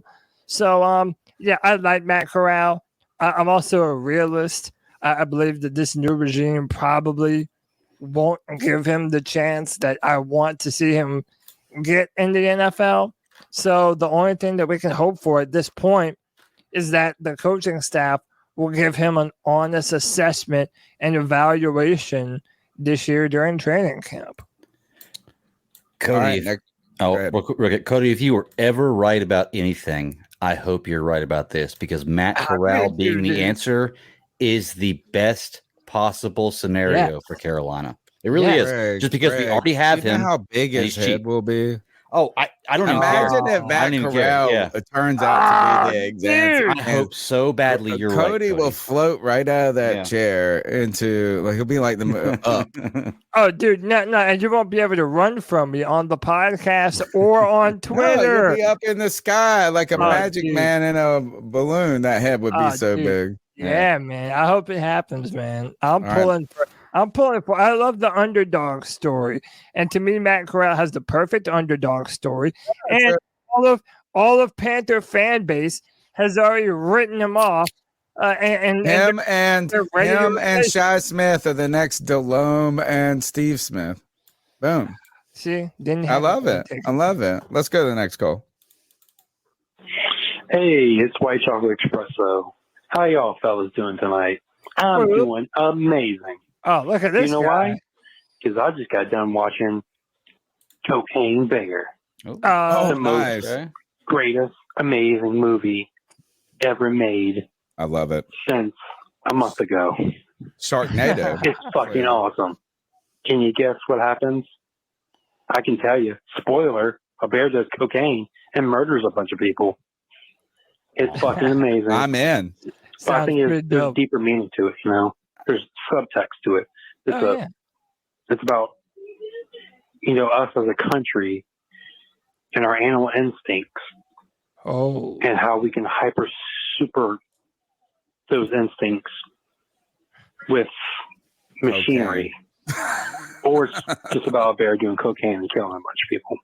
Yeah, that too. But I got nothing about the Panthers. Nothing at all. I just want to talk about Cocaine Bear. It's a great movie. Dude, it had like a crazy opening. The best movie ever made in the last month or two. Better than Ant-Man. Fuck Ant-Man. Ant-Man Cocaine Bear. I didn't see anybody doing cocaine in Ant-Man, so Cocaine Bear. A+. Cocaine Bear is a production, Greg, that should be seen as part of us. This is a cultural creation ultimately by what we want as the people in the internet.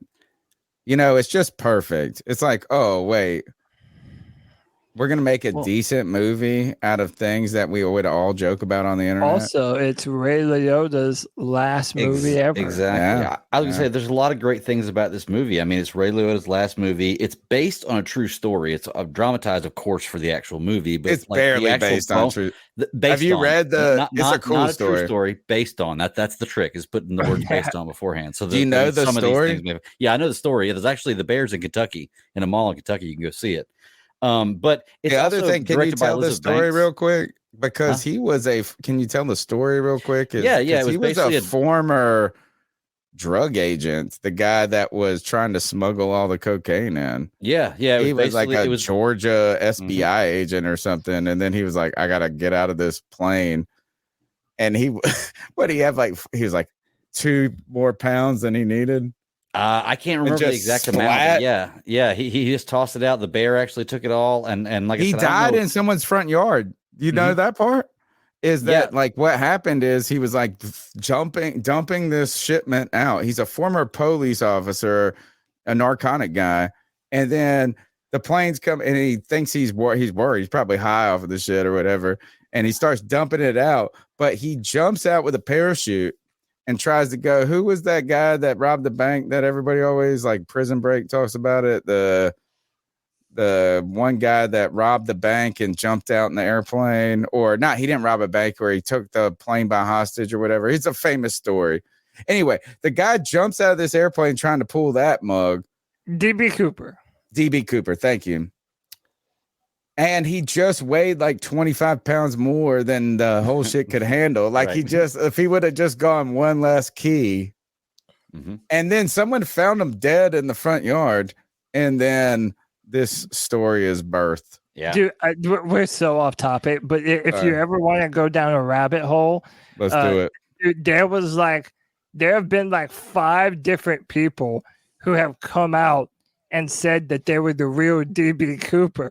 And nice. There's this one Netflix documentary that shows you each and every one of the people that is suspected.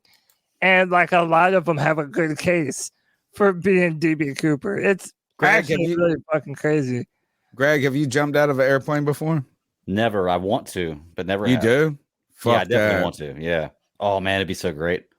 Nah, like I mean, like I would if I had to. Like if I had 240 kilos of cocaine and I was worried about getting caught, I guess I would jump out of an airplane. But I'm just trying to take that airplane to Las Vegas and watch like the Panthers play the Raiders or something. I hear you. Let's go to the next call. This is a little off topic. Oh, I had to another get it one. off my Perfect chest. timing. I wish the Panthers would change their uniform, or at least wear black at home. Maybe the black helmet they wore that Thursday night. It was great. But I'm tired of wearing white. It just don't look good enough. And, you know, never had back-to-back winning seasons, new coach, relatively new owner, trying to get things right. I would just like to see them change their uniforms and maybe wear black at home if they don't want to change them. And maybe change the helmet to the black one or anything else. I don't really care. I'm just tired of the white mainly. I just don't think it looks intimidating enough for a home football team to be in solid white. Just my thoughts. Thank you. They do talk about the heat early in the season being problematic and if you want to get an advantage over your opponent, you make them wear the dark color and you wear the light color. So I could see the first 3 or 4 games. The question is like, how much do you mix it up? The Panthers, you know what? I was slightly underwhelmed, Greg, with the black on black on black last year. I kind of was too, man. It was the flat black helmets, I think, is what right. They And I don't know. Black. I wanted it for so long. Mm-hmm. Like I had built the hype up in my head so much, and then it looked good, and we won. We won. I told you the helmet and the mismatch was the problem. That was the curse. But I always thought the mock-ups looked better. Yeah. Yeah, like I said, I really liked it, and I would prefer that if we totally went to a black helmet all the time, I'd be okay with that. But I think the gloss black is where it needs to go. Like incorporate the gloss black and some like electric blue. So it's like Carolina or do something to the face guard or something to make it pop a little bit more. It was cool, but I had built it up for so long as the internet had built it up, and then I was like, this is it. And we won. I told you that was the curse. Let's go to the next call. What's up, C3? It's JJ. What up, JJ? I just wanted to call in. Hope you guys are having a good day. I had kind of a little question or a game, I guess, whatever. Which do you guys like? What part of the team do you guys think will exceed expectations next year? And which part of the team do you think might take a step back? In my opinion, I fear the offensive line might take a step back. And that's Panthers fan, you know. For that being like our one really good O-line season we've had in like the past decade. I pray to God that doesn't happen. But like at the same time, if we're keeping it real, if Richardson and Corbett if they don't return as like the same player, I wouldn't be surprised. Leg injuries for linemen are always terrible. And we still got to re-sign Bozeman. Like, why don't we have that finished yet? So I'm praying that the O-line can keep things together, but if we're being honest, I wouldn't be surprised if that took a step back, or even if Icky had a sophomore slump, but he's the GOAT, so we won't care about that. And I think Derek Brown's going to have a big-time season this year. I know the 3-4, everybody's looking at Brian Burns, but I feel like we're going to need to rely on Derek Brown to be the main man up the middle a lot more often now, because the 3-4 is normally not good against the run.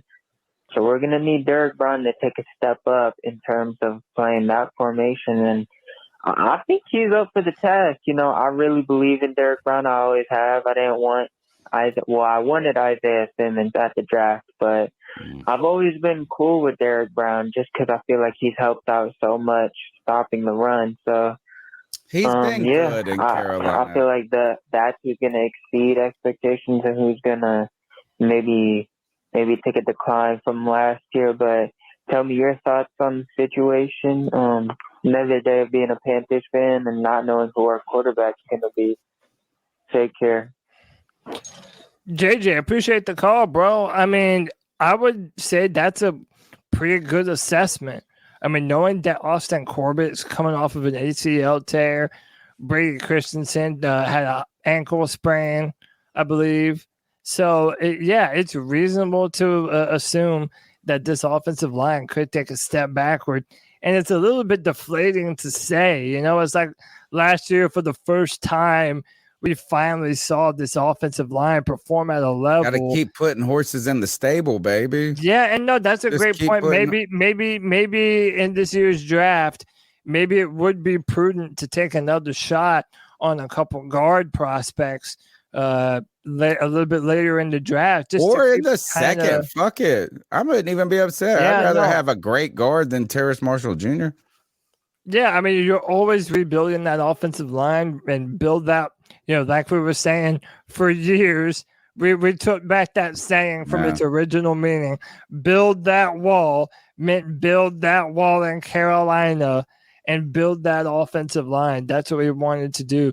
The one that I think could take an unexpected step forward, maybe the linebacker core. Maybe, if Brandon Smith steps up in a big way. Maybe if we add someone in the draft like a Trenton Simpson, maybe that'll continue to make things a little bit better. Maybe if Jeremy Chin decides to go back to the linebacker position, I don't think that the linebacker core for the Carolina Panthers, I don't think it needs too much work to be one of the, a really good, fast, and efficient linebacker core for the Panthers, especially compared to what we've had in the past. I would rather for the Panthers to draft a top fleet offensive lineman than to miss on a quarterback or trade up and all of that jazz.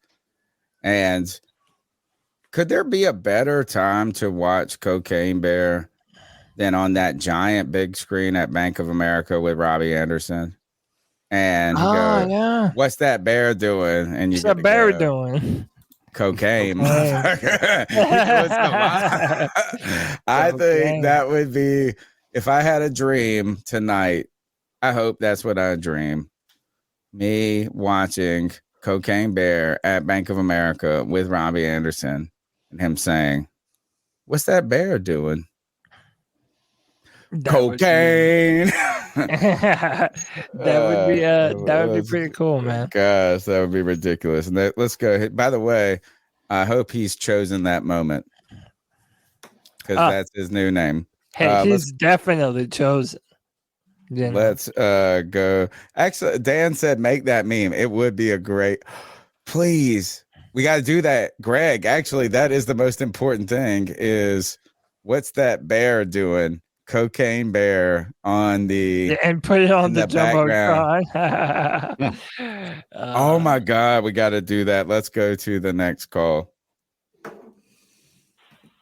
I say no to Derek Carr, period.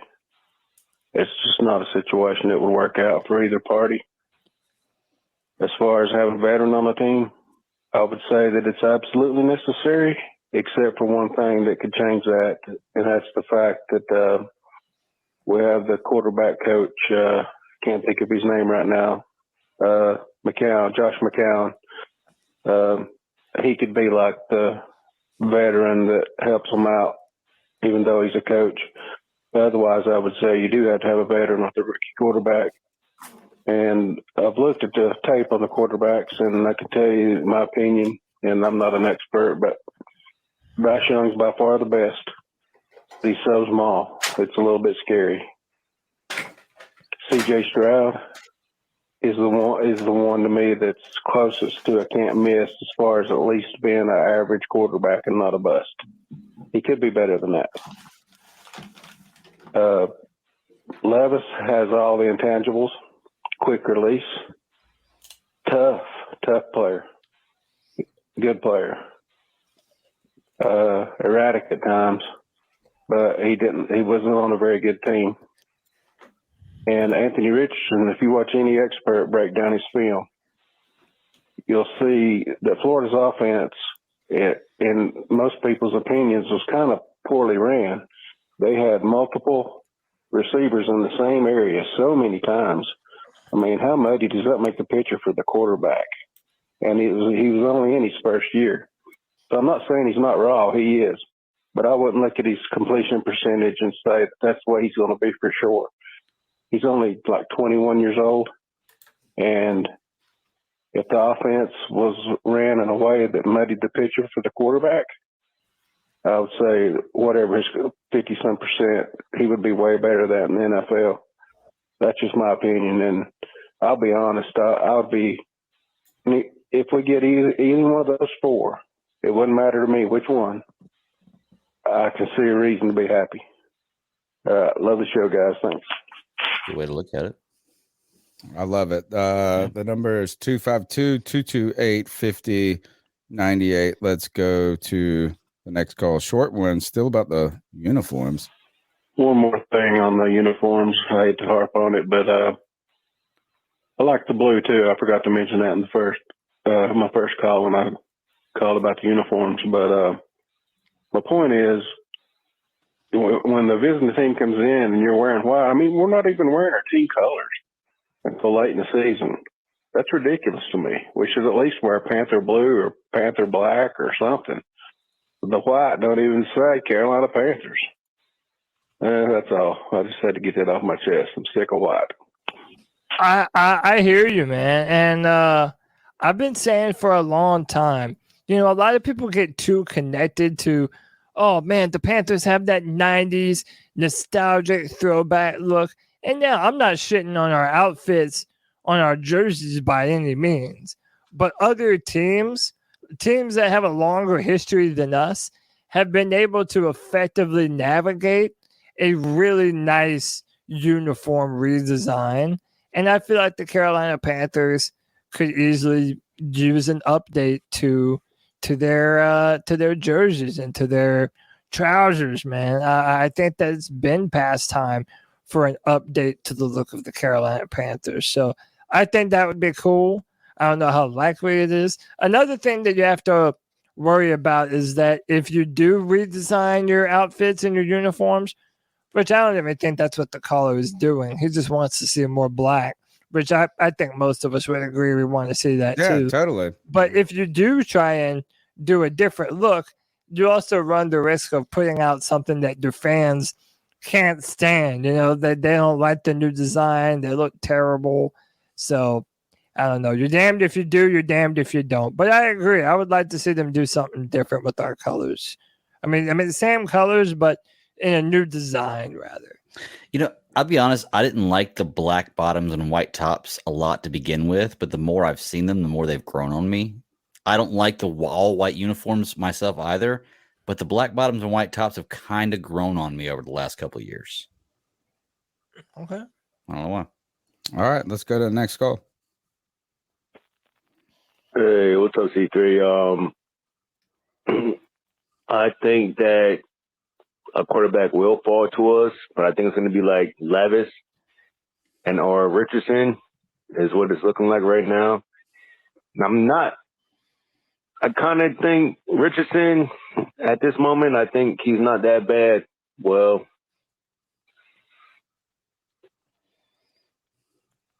is that it? That it? All right. All right. Well, let's go to the next call. Oh, that was Algernon. He did Hey, want guys. to go past his first call. Oh, okay. Here we go. Yep. It's the growl that makes him howl, a.k.a. Joey the Blind Panther. I got something to say. I had this hot take stewing. I had it stewing, guys. If you're the Ravens, Lamar Jackson is just as good as Derek Carr. You know why? Because John Harbaugh is a really good coach, and at least Derek Carr is going to be there in the postseason when you need him the most, and he's not going to be injured or a healthy scratch. Lamar Jackson. It doesn't matter how fast they are. Oh, and remember when I used to say Lamar Jackson plays football like Cam Newton? Oh, yeah, well, now everybody else is saying it. Like, my blind ass saw it before the rest of the world did. So, I wonder what they got to say about that. And I heard this thing about Carson Wentz coming to the Panthers. And Frank Reich already tried it with that bum like 2 years ago when he was in Indianapolis. Now, I don't know that he's going to give Carson Wentz another chance. But if we're that desperate for a quarterback, I will quit my job and suit up and play quarterback for the Carolina Panthers. And I'm sure I'd be better than Carson Wentz. But I heard that and I looked at my other friend that was like across the table from me, and I said, Kiki, I'm gonna be a Ravens fan if that shit happens. Because she is a Ravens fan, and she's like, uh-oh. And I'm like, yeah, uh-oh is right. Yeah, no Carson Wentz. Dude's a bum. I wish they would throw batteries at his ass and not Santa Claus, or they booed Santa Claus, or whatever the hell those savages did. Anyway, guys.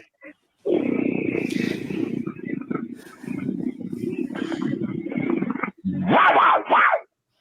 Hey, can I agree that I don't want Carson Wentz, but Joey, you're crazy if you're trying to compare Lamar Jackson and Derek Carr. Like, absolutely insane. There's no way. Did he say Derek Carr or Lamar Jackson is as good as Derek Carr, meaning Derek Carr is better and Lamar Jackson goes up to that level? Because there's absolutely no way. I don't know if that's necessarily what you meant. I think when you consider his playoff record, the injury history, the guaranteed dollars, maybe it's like you might as well sign Carr than to have to give away all of that. That makes sense. Yeah. And by the way, I never miss super chats. Anthony Piccarello says, if y'all don't want Jesus Man, aka Derek Carr, to come here, trade up effective tomorrow.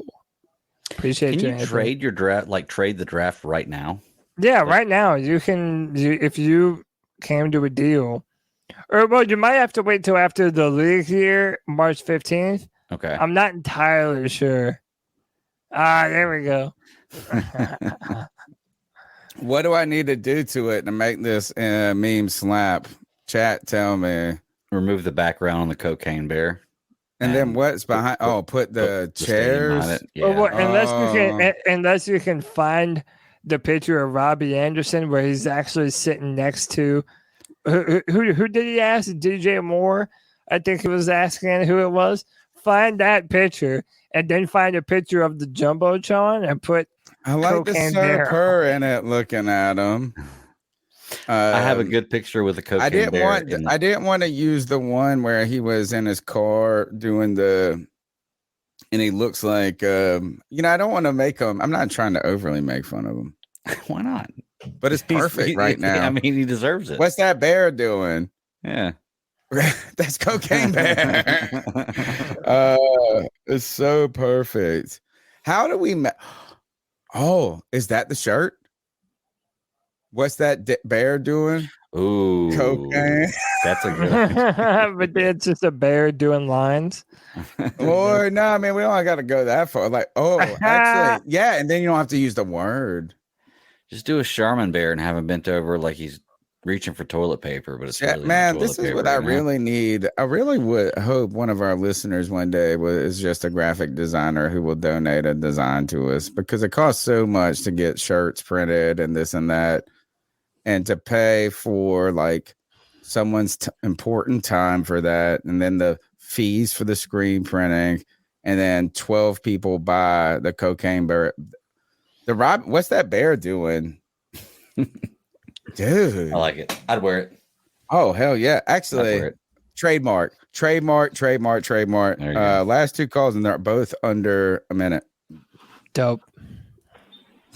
Hey, this is Al the Sailor, but yeah, Stroud first pick, Bryce Young at 9. If he drops that far, I don't think he will. And Anthony Richardson, he's gonna go in like the top 4 or 5. Yep, agree. There is, I think Stroud shoots to number 1. See, my thing is what I'm just so frustrated about with people. I think people just get like ideas in their head about what's going to happen in the draft and start saying it. And I'm not saying anybody's wrong, because we never know. But here's the thing: is like we haven't, like, before the season ended, Bryce Young was definitely over AR-15, because AR-15. That's what I'm saying. This is but now all of a sudden, psychology, bro. Nothing has changed, and everybody wants AR-15 It's to jump up to psychology. it. Yeah, it's crazy. Like, absolutely nothing tells you that anything is different from the end of the season. But all of a We sudden, need a everybody's ideas have profiler. changed. Yeah. We need to get an FBI profiler to sit with the GMs and see what's going to happen. Because you're right. That's my point about Bryce Young slipping. Is that like Nothing's it just changed. never is somebody you're gonna fall in love with somebody because your girl is going as away at grad school and you've been away for 2 months. This other girl, isn't as good as that girl, but she's there. But she's here. Last call for right now. Hey guys, Carolina Chuck here, Carolina sports guy, aka Chuck from the city. Anyway, it's been a while, but I'm gonna go ahead and put my take on this. I'm gonna say in this draft, bad as everybody wants a quarterback, and I want one too. I think we're sitting at 9, a place that could trade down a few spots, and I really think the gem in this draft is Michael Mayer, the tight end from Notre Dame. I just think he's a day one starter, and it's going to play a valuable role to whether we get a young quarterback, Matt Corral, or get David Carr, or whatever we decide to do. I just think it'd be a valuable acquisition for us to make. Hey, I like him. Yeah, I'll say Tony. Don't do it like I'll say that. Tony's not having any of it, I'm sure. No, don't do No it tight like ends that. in the first round, right, Tony? Dude, Michael Mayer's a beast, man. He really is a beast. You're I know muted, Tony. I know Tony doesn't want to, but man, I might bend my take to no tight ends in the top 23 or 4 or 25. Okay. You know what I'm Even- saying? Like, even if is you have that, a Gronkowski or a Kelsey, no don't tight ends? think I don't think you or an Olsen. Those Or guys Greg are Olsen. all crazy. But you know what? Greg Olsen was, I think, the 12th pick. Yeah. He went right ahead of us to the Bears. And the Bears, he wasn't good enough for them. I mean, they traded away. That was like the biggest steal for the Carolina Panthers. But basically, he reached his potential of being a 12th overall pick 3 years in. But didn't Kelsey and Gronkowski do that too? I think Like, they're the all first couple three. I years, they think weren't great. Gronkowski was either the last. What did you say, Cody? The last pick of the first round, or the first pick of the second round, or something like that. Yeah, Gronk was the first pick of the second round. And Kittle was like a 3. Kelce was like a 3. You know, I'm not saying that a great Kittle tight was end. the 5th, I believe. Right. Wow. I'm not saying Yeah. that a wonderful tight end like those guys could not change the dynamic of your team. It's just like, when was the last top 10 pick? OJ I think Howard, Tony, like, who is the greatest? Like, if you could pick one tight end in the history of football to be a top 10 pick, it's probably Tony Gonzalez. I'd take Gronk over Gonzalez, to be honest with you. No way. Yeah. Really? Yeah. Oh, wow. Yeah. I mean, it's very close. I don't want to talk trash about Gonzalez. He's amazing. But I mean, you got the list. You got what? Shannon Sharp, Rob Gronkowski, right? Kelsey, a little bit and before Tony us. Gonzalez. And that's pretty much for me my top 4 tight ends ever. Throw Greg Olsen in there for me for number 5. Antonio Gates, bro. Antonio Gates. Yeah, I forgot about him. He's in there. Yeah. So he's the first guy that's what all these guys want is a big basketball player that's going to catch a bunch of touchdowns. But you can get him in the 3rd. That's all I'm saying. Maybe. My rule is don't pick him in the top 25. So I like that guy. Cody, those are all of our calls for the moment. Can we move on through with the news? What else? We not missed a thing. We have a couple of things to talk about with the Carolina Panthers before. Yeah, so Dan Orlovsky went on the Pat McAfee show, and he basically said that he had gotten a lot of traction to potentially be a coach somewhere, not a head coach, but to join a staff. And he said that he came very close to joining the Carolina Panthers coaching staff. So the guy that called out everybody. Yeah, remember last year they were saying that Baker Mayfield and Christian McCaffrey, based on how CMC was lined up, he was tipping the play, like basically what it was going to be, if it was going to be a run or a pass. Yeah, that was Dan Orlovsky. And to me, this is an extension of David Tepper, man. Any of the people that have a good name connected to them, who are known as being bright, really good minds in football, David Tepper was willing to break out the pocketbook to get him there. And by the way, if any of you have been following Dan Orlovsky, he's a big fan of the Panthers, man. He really likes our chances to really be a contender in the NFC South. I mean, it seems like every time you see another news clip of him, he is saying something incredibly nice and optimistic about the Carolina Panthers. So, are you aware of Dan Orlovsky, Greg? I don't know if you watch a lot of. I am. He had the one that had the tweet about Will Levis and how amazing that throw was, and he was talking about how it was from the 32-yard line. I did the math. I'm like, well, that's on like 26 yards. Like, I mean, I can't remember what it was. Yeah, something like 26 yards. And I was like, or 36 yards. Yeah, and I was like, well, I mean, that's great, but I mean, it's not insanely impressive. I mean, it's a 36-yard pass. I would expect any quarterback in the NFL to be able to make a 36-yard out pass, or pass to an out route. Excuse me. So I mean, like it just didn't seem super impressive to me. But I mean, I don't really know much about him beyond that, and I'm not going to knock somebody for one take because I have a lot of takes that are crap. So every year, I'm definitely not knocking him for that. So Dan Orlovsky famously one time ran out of the back of an end zone and then threw a pass. He used to play for the Detroit Lions, but every year he's been doing his analyst thing, and he's been getting a lot better at it. And he thinks that the Panthers are a good spot to end up. So that's interesting, though, that he was very nearly a Carolina Panther coach. Then I found this on Twitter from Warren Sharp.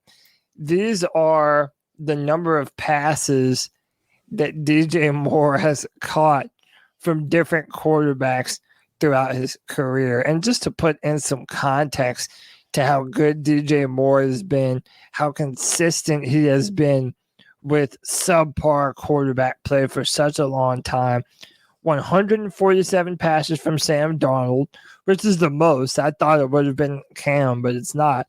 128 passes from Cam, 115 passes from Kyle Allen, 102 from Teddy Bridgewater, 46 passes from Baker Mayfield, 8 from Taylor Heineke, 2 from Will Greer, 2 from Garrett Gilbert, and 1 for Jacob Eason, man. You have to give some credit to DJ Moore. He has been doing a whole lot with a whole lot of nothing, and this one graphic pretty much proves that. Yeah, agreed. Yeah, DJ Moore. What was the graphic I sent to you, Greg, where it was the Commanders? Like, this is kind of like the same thing here. Is who's fucking had the worst 20 run of quarterbacks since 2018. Mm-hmm.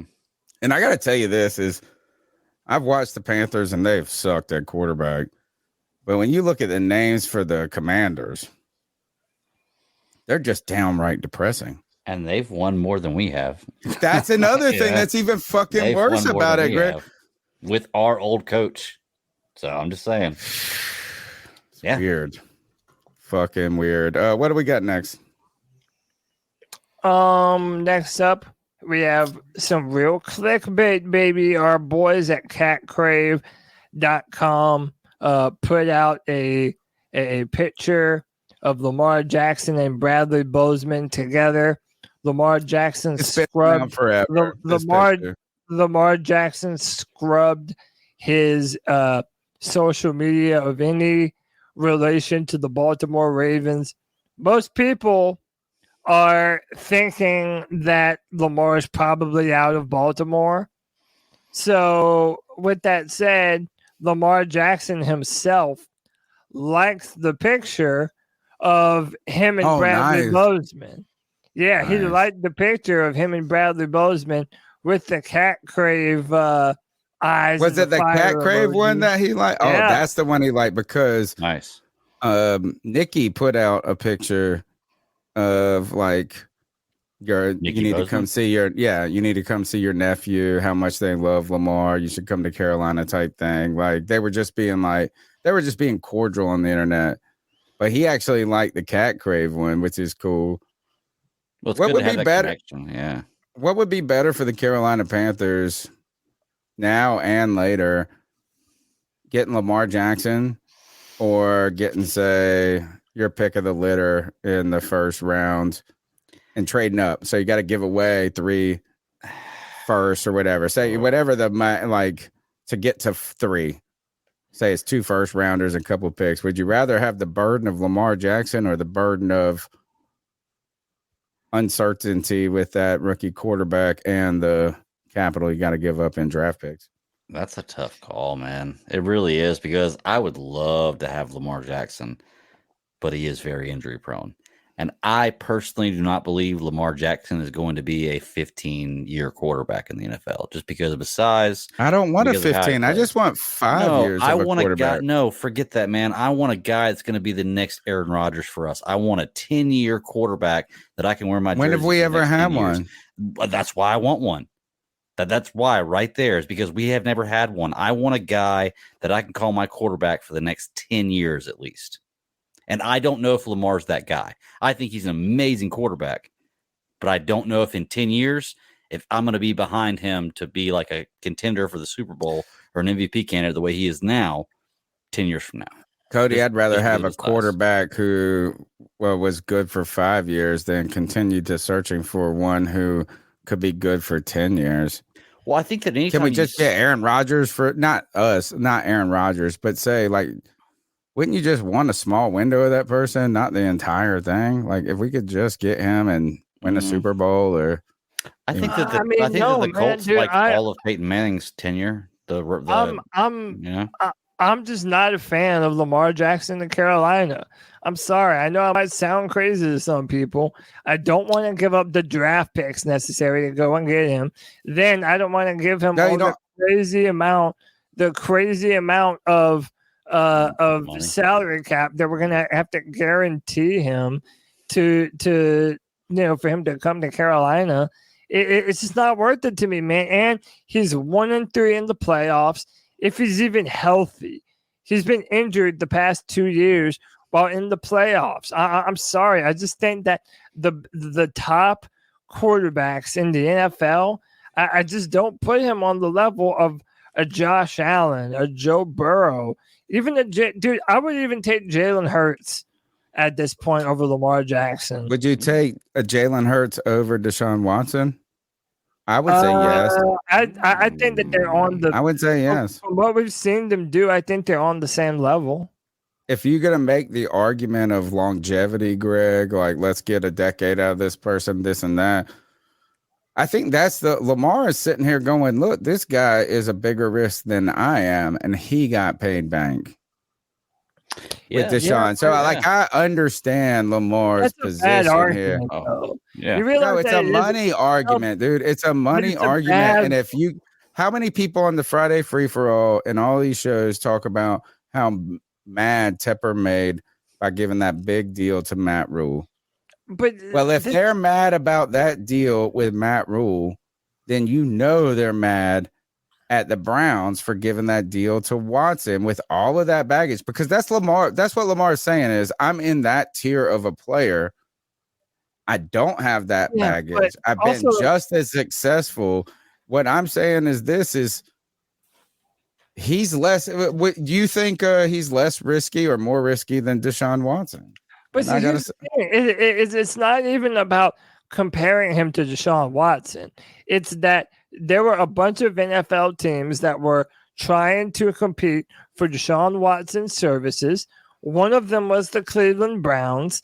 Deshaun did not want to be a Cleveland Brown. He told them no. He was 3 first-round picks, Cody. Listen, if y'all remember, the Browns were the first team out of the conversation for Deshaun. But what ended up happening, they pissed off Baker Mayfield, and they were left holding their nutsack in their hands. So therefore, they had no other option but to give Deshaun all that guaranteed money and guaranteed contract. It doesn't mean, dude, I don't think that Josh Allen or Joe Burrow are going to get the type of guaranteed dollars that Deshaun Watson did from Cleveland. Why? And if I'm not giving it to those two, then I'm damn sure not giving it to Lamar. All right. Well, I agree with that 100.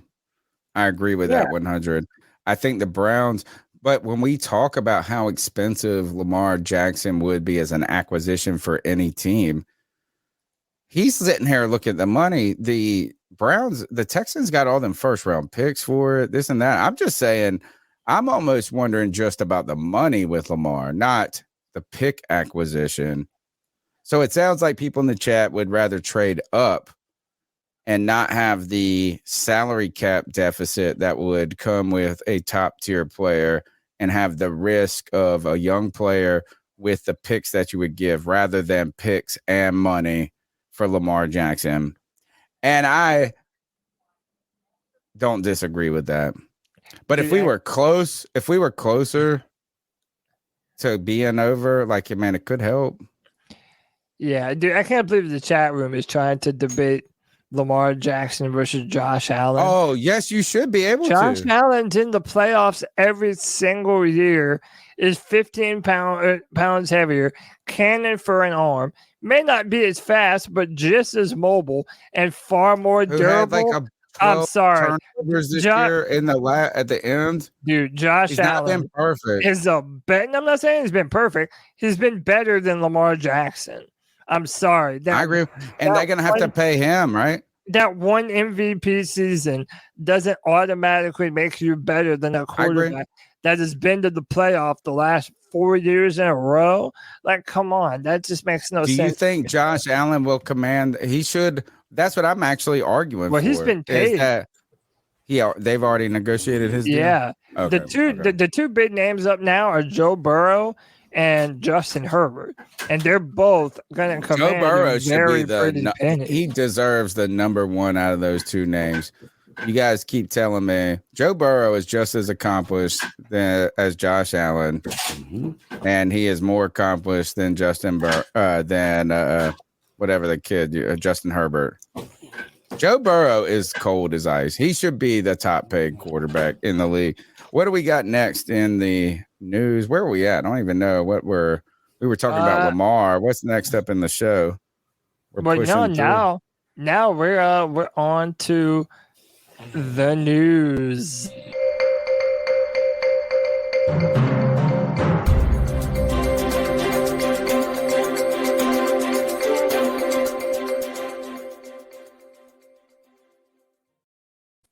Shout out to our guy, the Bat Daddy, for these awesome new bumper intros that he makes for us.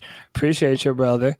Commanders have released Carson Wentz after one season. So what? This would be Carson's fourth wherever he ends up playing next year, that'll be his 4th team in the NFL, right? No, Philly. Yes, Philly. correct. Yeah. So this freaked out Carolina Panther fans immediately because of the relationship between Frank Reich and Carson Wentz when they were at the Eagles in that MVP run where they ultimately won the Super Bowl without him. Frank Reich was reportedly quote stuck his neck out for Carson Wentz to come to the Colts, which I know if you look at some of the like decisions he made and some of the fumbles is problematic, but he was like 26-7, like way better than any Panthers quarterback has been in a while. And then the internet has freaked out when they saw this, that maybe this could come back to the Carolina Panthers. And I would say this, I don't think Frank Reich can do this, period. Even if he wanted to do this, I don't think he can hitch his wagon in any moment to Carson Wentz, even if he thought that it was better than Derek Carr, even if he thought it was better than Sam Darnold. I just don't think if I'm Frank Reich, I can continue to rely on it. Just would hurt his rep right now too much.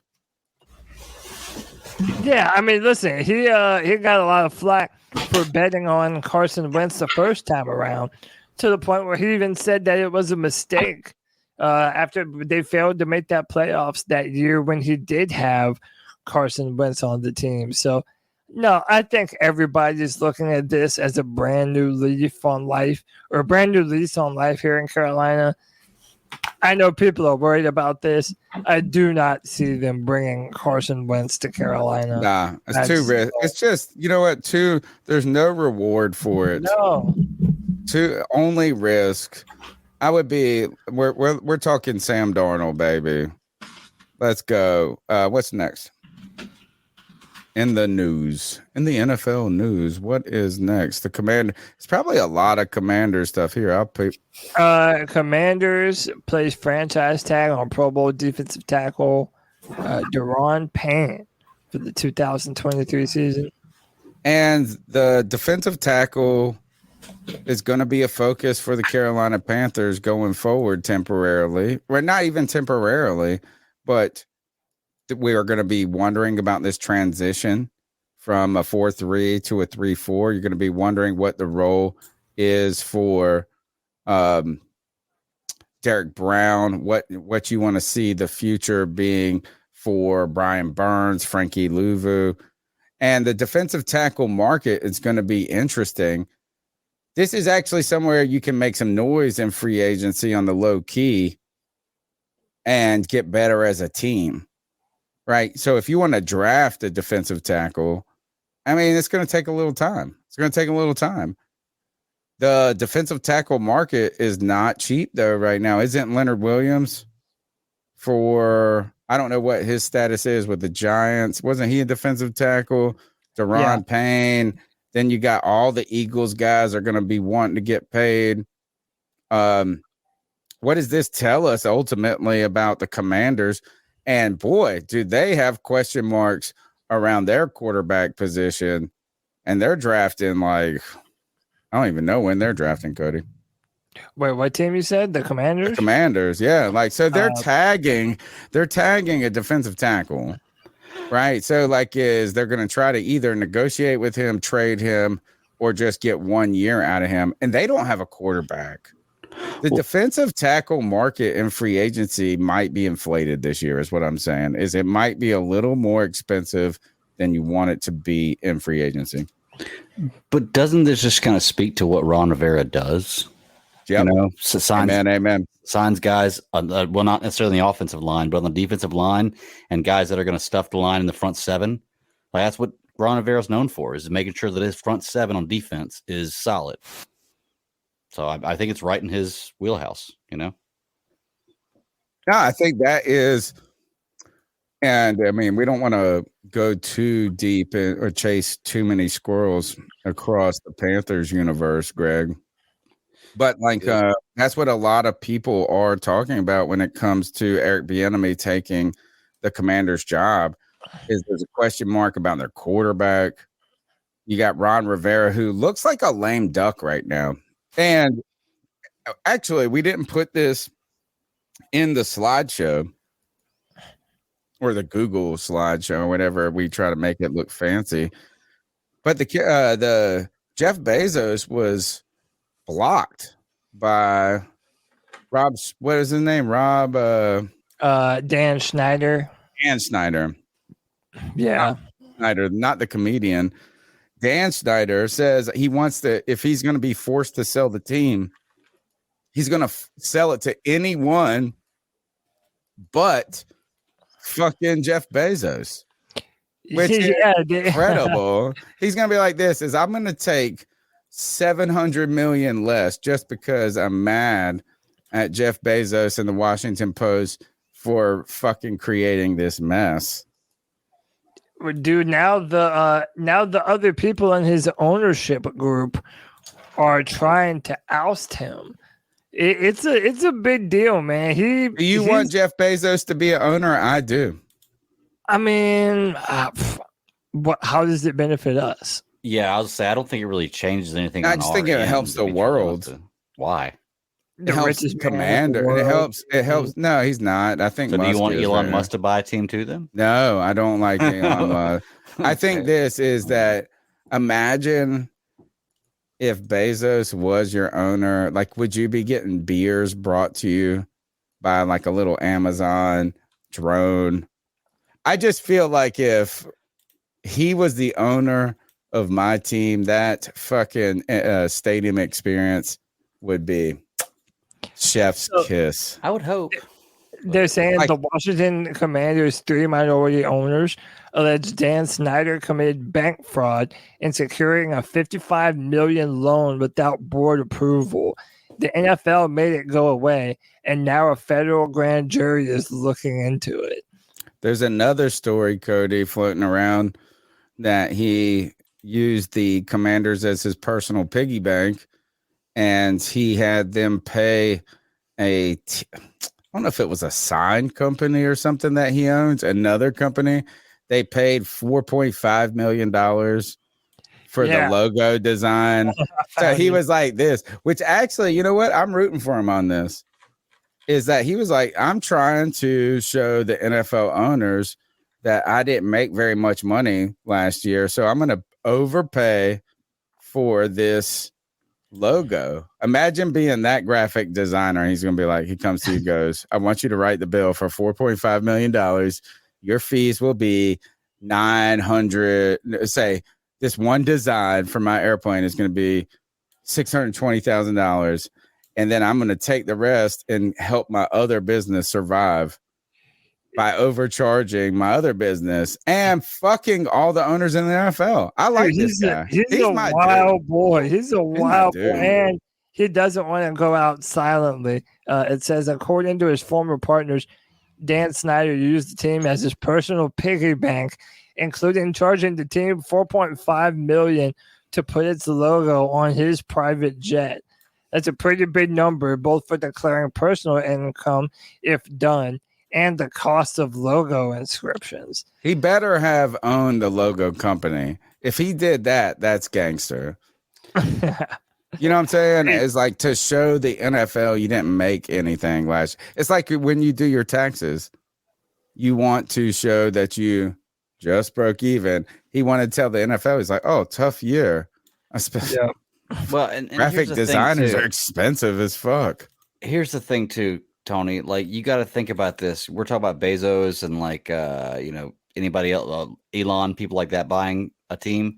These guys, Jerry Jones, Snyder, like all these guys, Tepper, these owners, they're not far behind those guys as far as money. I'm goes. done with Musk. So we're not talking about too much. Like, these are all insanely rich guys. So I mean, I like Bezos more than Musk by like 1,000,000 times.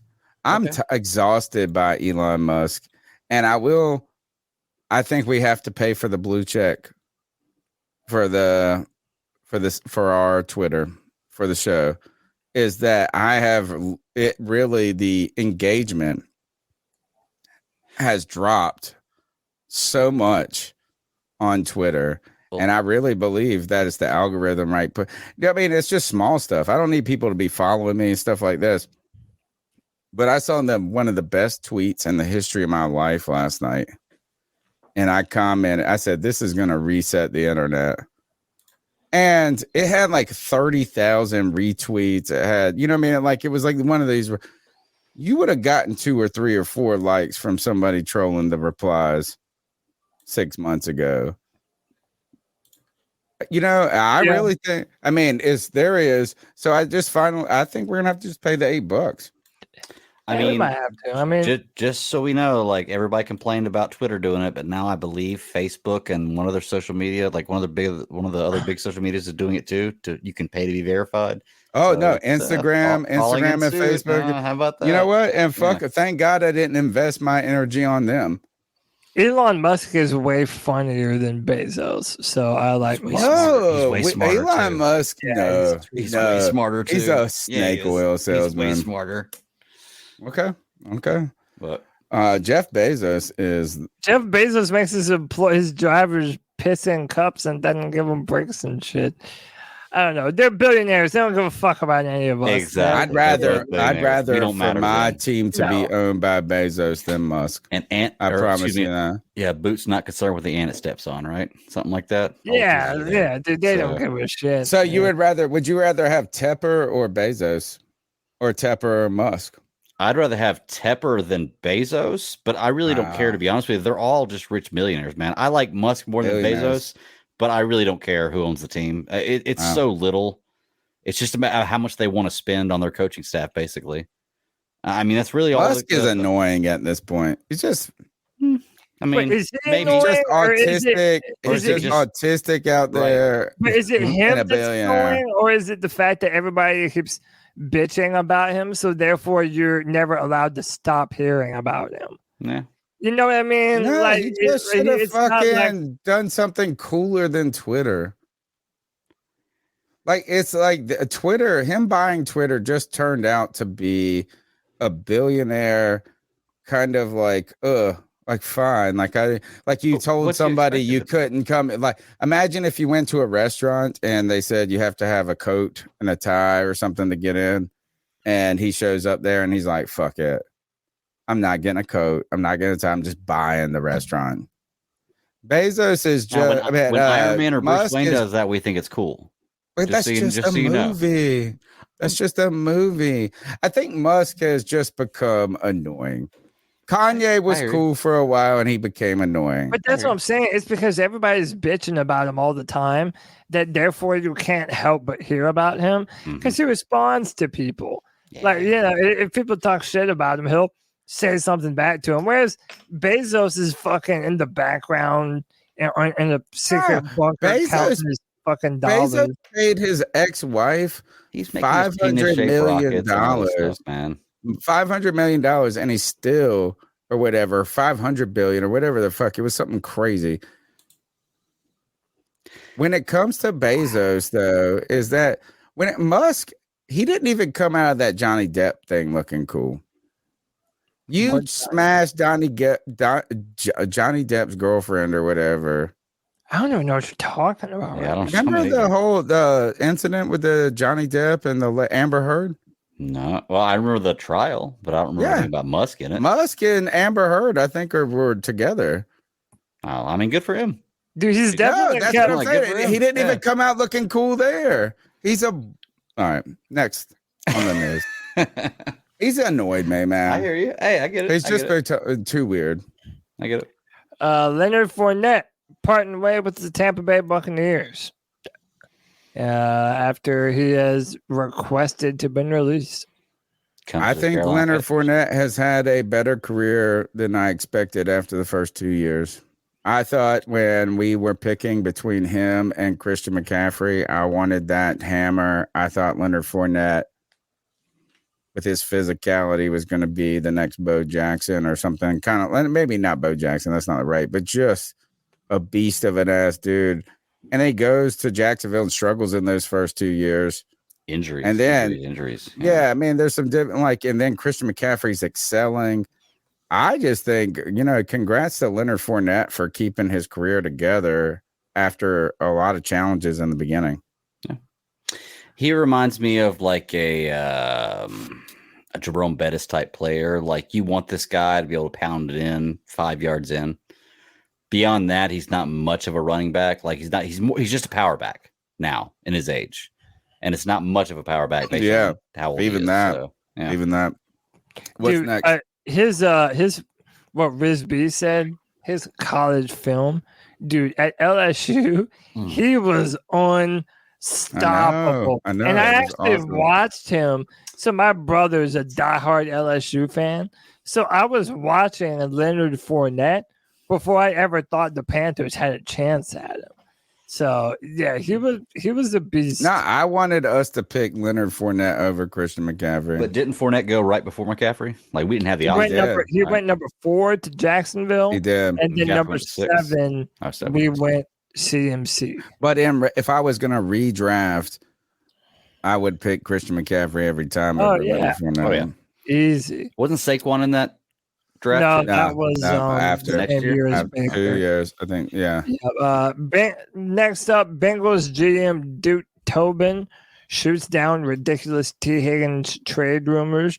Go find your own receiver. I love this story. All righty then. First is that this is the time where everybody wants to talk trades. And T. Higgins is going into the final year of his deal. And you got Jamar Chase, and he's a boss. You got you gotta have a bunch of money for your quarterback. But I think right now the Bengals are in a position to be what every single team, if they could, be an architect of their beginning, right? They would be searching for this moment. That is the best quarterback on a rookie deal with 2 great receivers, a defense that's gotten better. I think the Bengals are in a win now moment. Agreed. So why the fuck would they want to trade T. Higgins? Like, let's just go win the Super Bowl next year, and then we'll talk about all this shit. T. Higgins, you won't be part of the conversation after that. Sad, because Jamar Chase is around and Joe Burrow is ice fucking cold. They're in a win now joint. They're like, what the fuck? Why would they trade him? You have to be able to pay him, man. You're gonna have to pay Joe Burrow The next year. No, but Let's just go try to win the Super Bowl. But imagine if the Bengals won the Super Bowl next year, dude. They could just quit. But they don't have a 5th-year option for T. Higgins. Who gives a fuck? They're gonna have to pay Joe Burrow. They're going to have to pay Jamar Chase. And remember what you said. Now these owners, if they're going to give money, they have to be able to put that money in an escrow account to prove that they have it. It's been like and that. the Bengals owner, listen, the Bengals are not a team that can just throw around a ton of guaranteed dollars. So you're not listening to my point, though, Cody, is that we're not extending T. Higgins this year. Because we're not extending him next year, but he is the best number 2 receiver beside Jamar Chase. He's already in the offense. You have chemistry with him. Why don't you just do this? Is like, hey, we're going to finish this year with you, and we're not going to be able to afford you. So what if we won a Super Bowl? What would that do for your free agency stock? Right. Let's go rock with T. Higgins and Jamar Chase, Joe Burrow, and a better Cincinnati Bengals defense, and let's win the fucking Super Bowl this year. Let's not worry about getting a 3rd-round pick for this motherfucker. So we'll be better in 3 years. No, Look, I mean, T. Higgins is in the same position that Juju Smith-Schuster was in when he had Antonio Brown. Like, he's a good receiver, but because he has another guy that everybody fears, he's never going to be covered, which is the reason why I say Hopkins' best choice would be to go to Minnesota. Can you imagine if Hopkins went to Minnesota? You're never going to get double covered. Ever, ever, ever. And if you do... T. Higgins is way better than Juju. Well, I'll give you that. I think he's better than Juju. But he's in the same kind of position where he's Well, I think T. Higgins is number one. Juju's a borderline number one. But because he's playing with the guy on the other side that's going to get doubled, sometimes tripled, his numbers are going to look so much better. And he's going to have so much better time. I think that they like you said, Tony, I think they run it with the Super Bowl with this team one time, try to get it at least one time. Then after that, there's no way you separate Burrow and Chase. No, never. No, yeah, Like, I agree. I don't think Chase wants to go anywhere other than catching balls from Burrow. Let's just rock these two good receivers and win the Super Bowl next year would be my advice if I was the Bengals. Part of this type of this time of year that we have owners meetings and the owners get together at the combine. And there are 4 rules that are being suggested to change. Now it's very hard, I think, and rarely. If there's 4 of these, like I would be surprised if one of them got adopted, right? So we'll talk about all 4 real quick. These are the 4 rule suggestions. Third quarterback rule: teams would be allowed to carry 47 active players on game day. The extra player would have to be a quarterback. Clearly, this rule came up after the 49ers ran out of quarterbacks against the Eagles. Mm-hmm. So these teams are put in precarious situations. I wonder why is the NFL why do they keep their roster so tight in some ways? Why don't you just say we're going to have a 58-man roster and one of them has to be a quarterback? Salary cap. When you increase the roster, you have to increase the salary cap. And the salary cap only goes up by how much money you make. So that means they're going to have to cut money out of their pocket to be able to pay more players. And that's not going to happen. Cody, why don't we just adopt this rule and just say your practice squad quarterback has to play if everybody gets dead?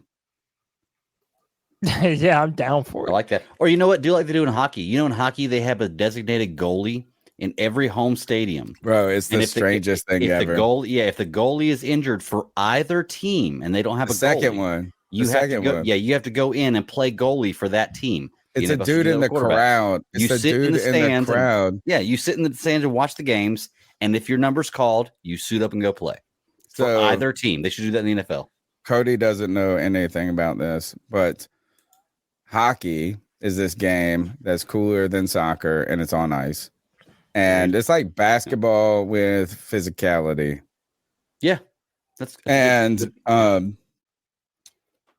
They only dress two goalies. Like they can only keep 2 goalies. And if for some reason all the goalies get hurt, there is a guy that they have. It's an independent party, Cody. Right. He's not on any of the teams. He's not on the Panthers. He's not on the Saints. It would just be like Josh McCown. Like if we had an old quarterback just sitting around.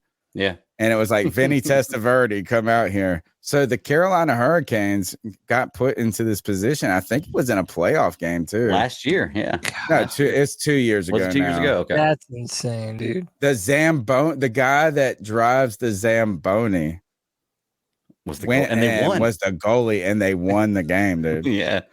But did they win because of him, or did the other? Well, guess what? I don't give a fuck. He didn't lose. It's the most important fucking position in the whole game, dude. It's not like he didn't lose. That's for sure. He won that game. So crazy to me, man. Hockey is crazy. I love hockey. A third. The next rule is 4th and 15 alternative to the onside kick. I love this. Teams would have the option to convert a 4th and 15 from their own 25-yard line. This rule is being used in the XFL, and one team actually converted play in week 1. So do you want to have onside kicks or 4th and 15 from your own 25? You could literally, if you're a team like Kansas City, never let the other team have the ball if this is the case, to be truly honest with you. You could score and go for a 4th and 15 and get it. Score, go for 4th and 15 and get it. Like you could dominate. You could have all 60 minutes of playtime in the game if you play it right. I love it.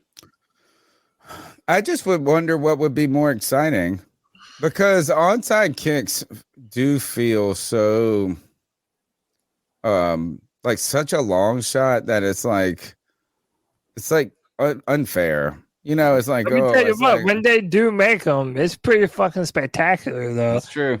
It's cool. It's so far fetched, though. It rarely know. happens. It would be like if, like, you went up to a boxer, like Mike, and he was like, "I will let you punch me in the face as hard as you can, and you might hurt me, but I get to slap you if you don't. And like, it's like, God, the odds. I mean, I guess you might be able to catch this motherfucker. But think about it. If you stop the 4th and 15, you have the ball on the 25-yard line. Like you're right. It's game an automatic over. 3 points. It's an automatic 3 points. No. I think Should it's on be. your own. Wait, if you stop. Oh no, for the defense. Right, for the defense. Yeah, if you don't, it's convert, game over. you If you give the don't ball convert over that in your fourth, own- yeah. what is a bigger long shot, converting a 4th and 15 or an onside kick? Onside kick. Yeah. 100%. How many times we see 15-yard passes completed in the NFL? Yeah, I agree. Yeah. I'd like to see this rule come about. Roughing the passer. This is the rule I want the most. Agreed. Roughing the passer, reviewable. Everything should be reviewable. Yeah. The rules proposed by the Rams, but it's a simple one. Any roughing the passer call can be reviewed. I love it. I agree. I think every They rule should need be to. reviewable, to be honest with you. If you're gonna make it where, even simply taking down the quarterback is gonna lead to a flag, yeah, they need to be able to have the option to review that. Especially if you want them to be liberal in their use of the flags to promote player safety, but you also want to keep the game fair. So you want them actually throwing the flags, but you want the ability for them to say, hey, we got it wrong, just because we want to be more cautious. You don't want the yellow flag to be the final call. Like if you have a shot, I think every play should be reviewable. Pass interference, holding, I get it. Holding happens all the time and it doesn't get called. But there are plays that should be reviewed. Imagine if you could review that Bradbury hold at the end of the Super Bowl.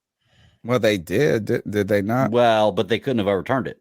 They looked at it, but you can't overturn it. You can't overturn a holding or a pass interference. So when it was called, it's called. That's all. I would like to see New York have an orange flag. I've been advocating for this for years, and that is why we're all watching it.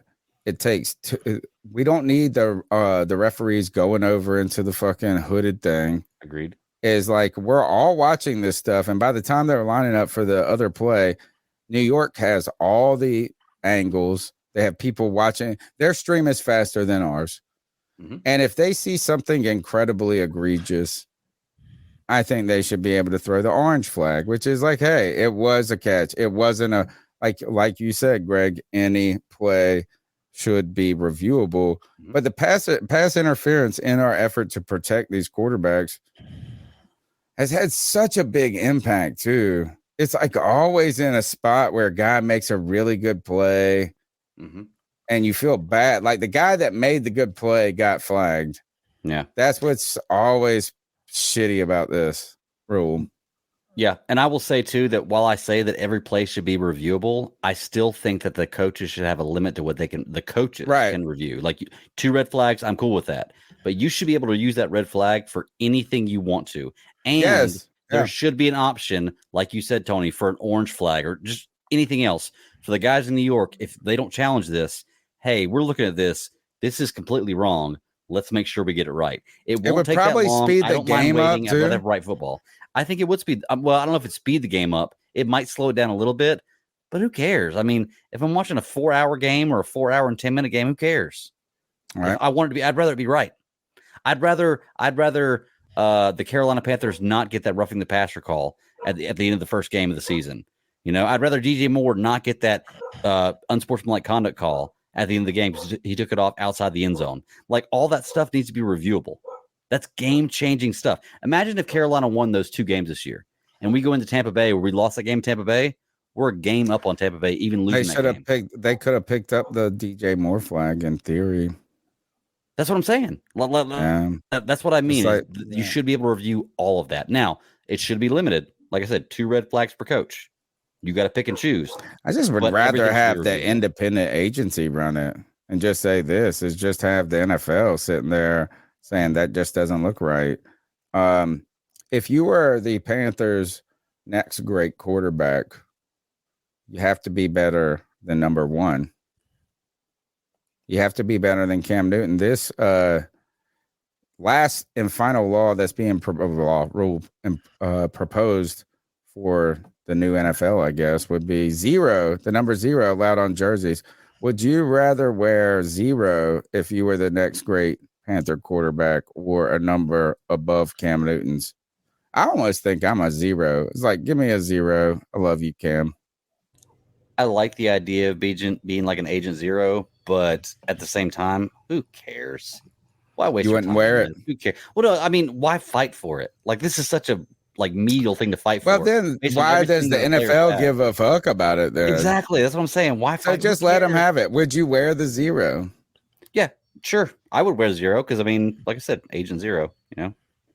But okay, it's a basketball term. But Cody, would you wear the 0? Yeah, because it'd be like, this is how many fucks I gave when I'm out on the football field.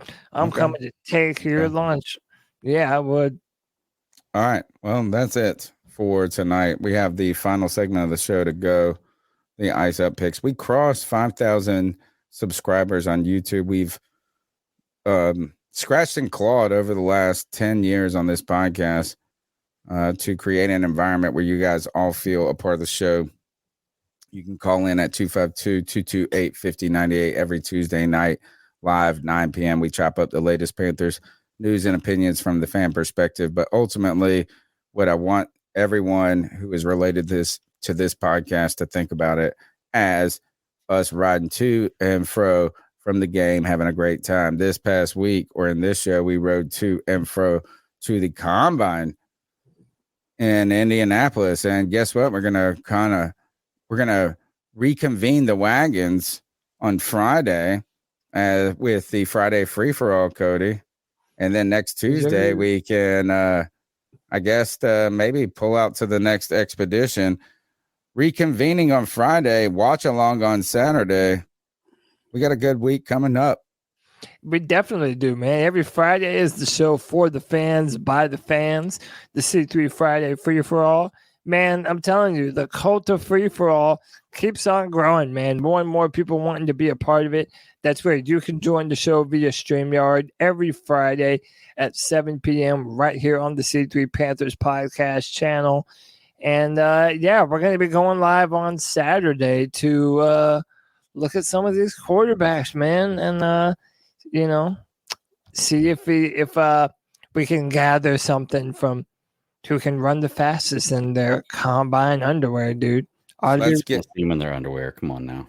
Let's get to Tony definitely does. Oh my goodness. Let's get to the longest running segment on the longest running Panthers podcast. It's time to ice some fools up. It's our homage to Steve Smith. Man, Smitty, blood and guts. Let's let society have it.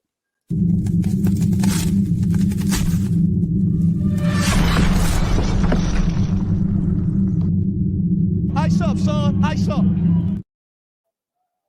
All right. I guess I'll just go first. Again, whenever we share things of a political nature, they're never having really anything to do with politics and more with what a sad state of affairs our country is in with our elected officials. And it's another Joe Biden clip, baby. What's Uncle Joe fumbling around trying to say this time? They asked him if he's planning on traveling to East Palestine, Ohio, where the train derailed and the He's going to Palestine, probably. I did a whole video. What the hell? I said, yeah, what the hell? Zoom? What's the problem? Every time I think of Zoom, that's calling to my generation. Who's Zoom and who? Yeah, I can't really understand what he's saying.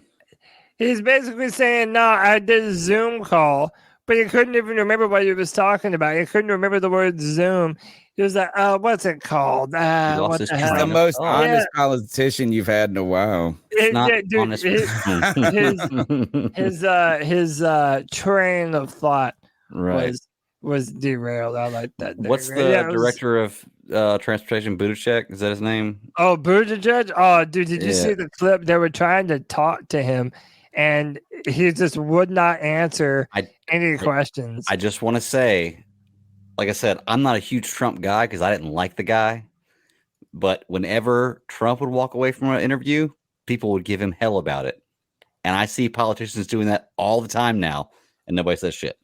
That's all I'm saying. Yeah. Sorry. Well, Cam everybody Newton believes they started have to this, test bro, for and y'all everything. all gave Cam Newton shit, and you That's shouldn't true. have. We gave Cam Newton shit about Shouldn't it. have. I never did. Nah, don't put that on me, man. I've always I know. been with Team Cam. Fuck all them people, man. Cam Newton after that Super Bowl, I would have been worse than him. Tony, remember when everybody used to call us just some biased Cam Newton lovers that just couldn't get Cam's Used to? jockstrap? Yeah, Used right. to? Yeah. But dude, Still do. especially when he was with the team. Cam sexual. Yeah. I haven't heard in a while, Tony. I am a Cam sexual. I haven't heard Cam dude. sexual in a while. Yeah, I know. Yeah, We man. will compare every player. Good times. We will compare every quarterback for the Carolina Panthers to Cam Newton until they are better than him. You know, like, I mean, that is our last measurement point He's as an the organization. But like, it's just it's the best and the last one. You know what I'm saying? As like, until someone's better than Luke, we're always going to compare him to Luke. We haven't had a player at defensive end who is better than Julius Peppers. So he will always be the comparison until he's not. Ice up, toughen up to get it together. Who wants to go next? I'll go. I got no visuals for this one, but I could explain everything. I'm going to go back a couple weeks, and I'm going to ice up multiple people on multiple levels here. I'm going to start with Tiger Woods. So a few weeks ago, Tiger Woods outdrives his opponent, Justin Thomas, I think, and hands him a tampon as he outdrives him, which is cool. I have no problem with that. That's cool. Little banter between competitors. I have no problem with that. Here's the thing, Tiger. If you're going to finish 45th and the guy you're playing is going to finish tied 21st, maybe you shouldn't do that. That's like being down 28-0 and scoring a touchdown and then dancing in the end zone. Like, look at the scoreboard, man. Like, it really doesn't matter. So I'm icing up Tiger Woods for that, even though in competition, I would probably do that too. So I don't have a problem with the actual act. It's just the timing in which he did it. Like, you outdrove a guy one time. The drive is the least important shot in an entire golf game. So cool. You outdrove him. So I'm icing up for that. I'm also icing up people who are getting on to Tiger about this, saying that it's against feminism and that it is or not against. Yeah, it's what's the word I'm looking for? That it's they're trying to make it where he's like an evil guy or like saying something that he shouldn't be doing because he gave a tampon. And a tampon. Chauvinistic. There you go. Is what. Like, I just want people to get over this. Like, seriously, this goes back. We should just be talking shit about him making this lame ass joke. Exactly, It's man. just so lame. It's like Tiger used to be corny. smashing all these prostitutes and fucking crushing golf, and now you're making tampon jokes on the back nine and barely making the cut. Well, it goes back to the whole thing with like what's his name, Terry Bradshaw and Andy Reid in the Super Bowl, and he tells him, he's like, waddle on over here, in the Super Bowl, and everybody got pissed off and wanted Terry Bradshaw to get fired for saying waddle over here. Stop worrying about what other people's feelings are. Seriously, worry about your feelings. Terry Bradshaw telling his friend to waddle over here affected nobody. The same way Tiger Woods handing a tampon to a guy just that drove affected nobody. Everybody stop worrying about other people's feelings. And I promise you, you'll be a whole lot happier. So to the people who wanted Terry Bradshaw fired and are pissed off about Tiger Woods doing this, ice up. Like, it's ridiculous. Nobody's hurting you. Stop worrying about other people's feelings. All right, my ice up picks. Well, ice up. You should go read. I'm listening to it right now. The Coddling of the American Mind, and it's actually about some things you're just talking about there. My ice up picks go to a couple. Number one is Anthony B. Jordan, who is like the biggest star in the last 10 years. You mean Michael B. Jordan? Michael B. Jordan. I said Anthony B. Jordan. I was talking about myself. Talking about Anthony Joseph Dunn. Michael B. Jordan, who is like the biggest star. He's like Leonardo DiCaprio type star. You know what I'm saying? Great like actor. right. He's just got everything right now. Perfect for action movies. Perfect. You know what I'm saying? Like, he can do anything. Yeah. Kind of like what Will Smith was in the around 2000 or something. Yeah. The top of the top. So he's on the red carpet or no, wherever he said, where is this? I don't even know what this event is in the background. I want to overplay it. Show. We got Michael. Whatever. Oh, it's the Creed 3 premiere. And he went to boarding school with this girl. And now she's interviewing him and being all nice. And in the past, she had been shitting on him. She said something to the effect of like he was weird or something like that. And he was like, oh, I remember that. So ice up to her, who has to deal with her little. She was throwing some shade on somebody, and then he turned out to be the biggest motherfucker in the world, which I think is great. Well, and then it turned out that it wasn't even her; it was her co-host. Yeah, it was her co-host. Now ice up to me. Ice up to me is corny. That's what it was. Dude, it just goes to show that when you're growing up and you have people that doubt you, dude, you'll never forget a name. Right. When you know there was that one person that shit on you or said something you didn't like or didn't believe in you, and then you finally get to that point, you're like, yeah, bitch, and what?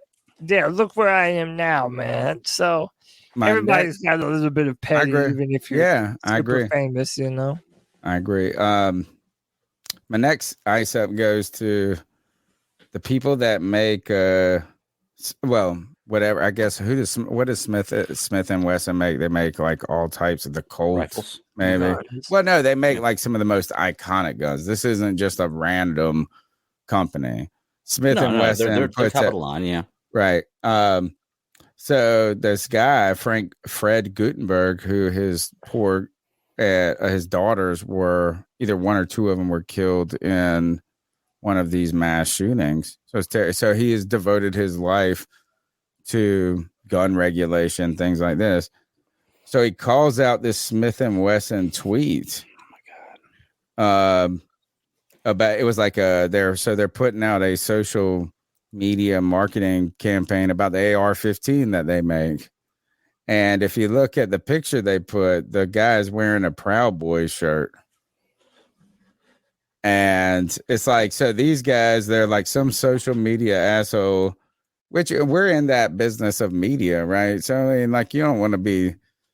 So this person was like, oh, look, this guy's got tattoos on his arm. He's going to carry this AR-15. And look, it's our AR-15. Let's make it a social media. Oh, look, it's the story of the day. And then somebody points this out. But this is what the ice up comes from, is that somehow they went and tried to change it all.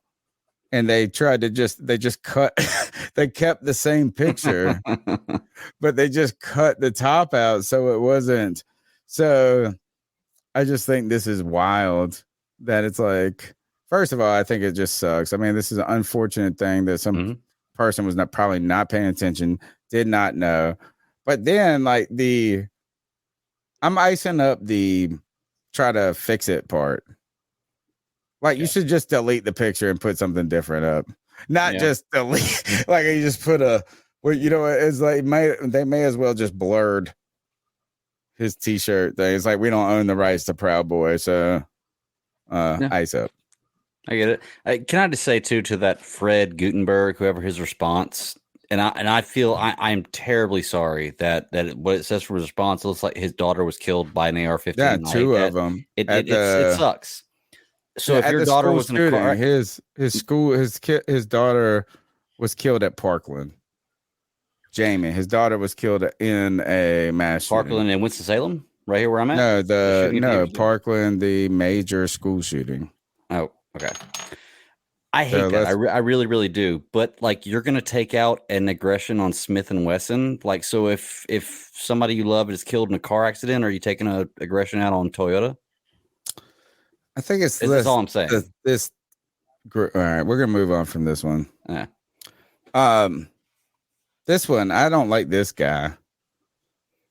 He says this really interesting that Will Smith wasn't invited to present Best Actress while Mark Wahlberg is presenting the Ensemble Award to a film with a predominantly Asian cast when he punched and nearly blinded a Vietnamese man. I'm not trying to say that Mark Wahlberg what his actions in the past were good or condoned or anything like this, but this is just creating a conflict scenario. What the fuck does Mark Wahlberg have to do with a mistake he made 20 years ago with one that was made actually at the event we're talking about last year? Right. And so I just feel like this is group identity politics here. Mm-hmm. And like, I'm not trying to say that. I mean, so Mark Wahlberg made a mistake in his past, but Will Smith made a mistake yesterday at this place. So anyway, ice up to them fools. Yeah. I'll get in trouble. I can't comment. Yeah. Ice up to them. And I think that was all I got. Oh, can I show you the funniest thing I've ever seen on the internet recently? I hope I don't get in trouble for this. This is, I laugh. Oh, well. I laugh. So this Kodak Black, this is the best tweet. Hold on. It's like the best tweet in the history of the world for me. I laugh so much about this shit. The Kodak Black is at this basketball game. A man says they look like two newly defrosted cavemen. Look at this. Look at this. I just thought of Encino Man. Can I show you how old I am? I don't know what That's the funniest shit I've ever seen in my life. Not what I thought it was going to be. Like, I thought this, dude, the fact that he had the food in his lap. Oh, and he took a bite out of it. Like, he grabbed, look at that. It was like, about to be something like the best video. I love this video. Oh, wow. I thought this was going to be very, very different. Yeah. I hope we don't get canceled for this, but man, I just thought of Encino Man. This is just a reboot of Encino Man. Go back and watch that. And it's a Pauly Shore movie with the guy who was the whale guy. Who's the guy that Brendan Fraser was in that? Yeah. He was the caveman that was thawed out. And take him to the back. Look at this look he gives right here. Bro, this dude, the funniest this shit is so awesome. Listen to me. If you want to see the funniest shit in the world, look up Sunday Conversation with Kodak Black. It's Caleb Presley from Barstool Sports, him and his buddy Glenny Balls, and they just have random conversations with people. Say it again. What I'm gonna write it down. I have to write it down. Sunday Conversation. All right. With Kodak Caleb Black. Yeah, with Caleb Presley, and look up his interview with Kodak Black. Dude, and Tony, if you haven't looked up Caleb Presley yet, you're in for a deep dive. Dude, he's one of the funniest interviewers I have ever seen in my entire fucking life. Oh my God. Every recommendation you have made has been good, so I cannot. Dude, you're going to love Caleb Presley, dude. He's so funny. That's it. Like, that's not even ice up, man. Those dudes have more fun than anybody. That tweet and this, here's my final one. My final tweet goes to Elon Musk. Who, by the way, is once again the richest person in the world. I just saw that. Yeah, I told you. I just think this is Twitter has been our domain for this show for the entire 10 years. I got on Twitter and it was fun because I only followed Panther fans. Like, I directed. That is our bread and butter when it comes to social media, right? And I feel like we're just gonna have to pay for the blue check because it really is. Interaction is just down, and I just think it's algorithm at this point. I don't like Elon Musk right now. That's my thing. I think Twitter has gotten worse since he took over. I don't really care about the dynamics in the background. I think the product has not been as good. And I don't want to be so fucking crazy with people are like, oh, he ruined Twitter, this and that. But the product was simple and good before, and now it's a mess. I don't know. To me, it still feels like the same old Twitter. I've been working on just putting Twitter away. Like, whenever I get that urge, I need to put something out on Twitter. Nah, I actually don't. All right, but you're growing. I don't know. Well, let's what do we got left? That's it, right? That's it. We're done, man. We are donezo. C3 Panthers podcast hit 5,000 subscribers on YouTube. We're not the biggest podcast. Been on the street the longest. Just passing them hand to hands, man. It's just been that corner work. Oh, I feel like I'm in the wire trying y'all to listen to this podcast. 5,000 subs. We appreciate it. You can call in throughout the week at 252-228-5098. Get on Twitter at @cat_chronicles. Prove to me the algorithm is not the problem. Let's get ready for this combine. Cody Lack, how can they get after you? What are we doing in the next couple of days? Yeah, find me on Twitter at Cody Lack, CODYLAC. And then, this Saturday, we're probably going to go live when the quarterbacks are throwing. And listen, we want to do it for the quarterbacks. That Saturday is going to be the longest day. It's going to go from like 1 to 9 or something like that. So I believe the quarterbacks are going first. I believe. Yeah, we're there for the quarterbacks, baby. We ain't interested. Yeah, that's what I'm saying. So it'll either be sometime around 1 or 4 that we're going to go live on Saturday. And we'll do a little bit of a watch along and check out what these quarterbacks do at the combine, baby. And maybe Tony will be able to stop saying that he doesn't care about this. Maybe this year. Nah, my big fear is that you're going to that's my big fear, Cody. Don't fear. Come to the my dark big side, fear Tony. is that I fall in love with somebody. Yeah. No. Hey, man. You can't be hurt if you don't fall in love. Oh, man. You just sound too jaded, man. You have to put yourself out there sometime. My heart's been broken. Cam, I love you. Cam Sexual. Take us out of here. C3 Nation. Until next time, keep pounding.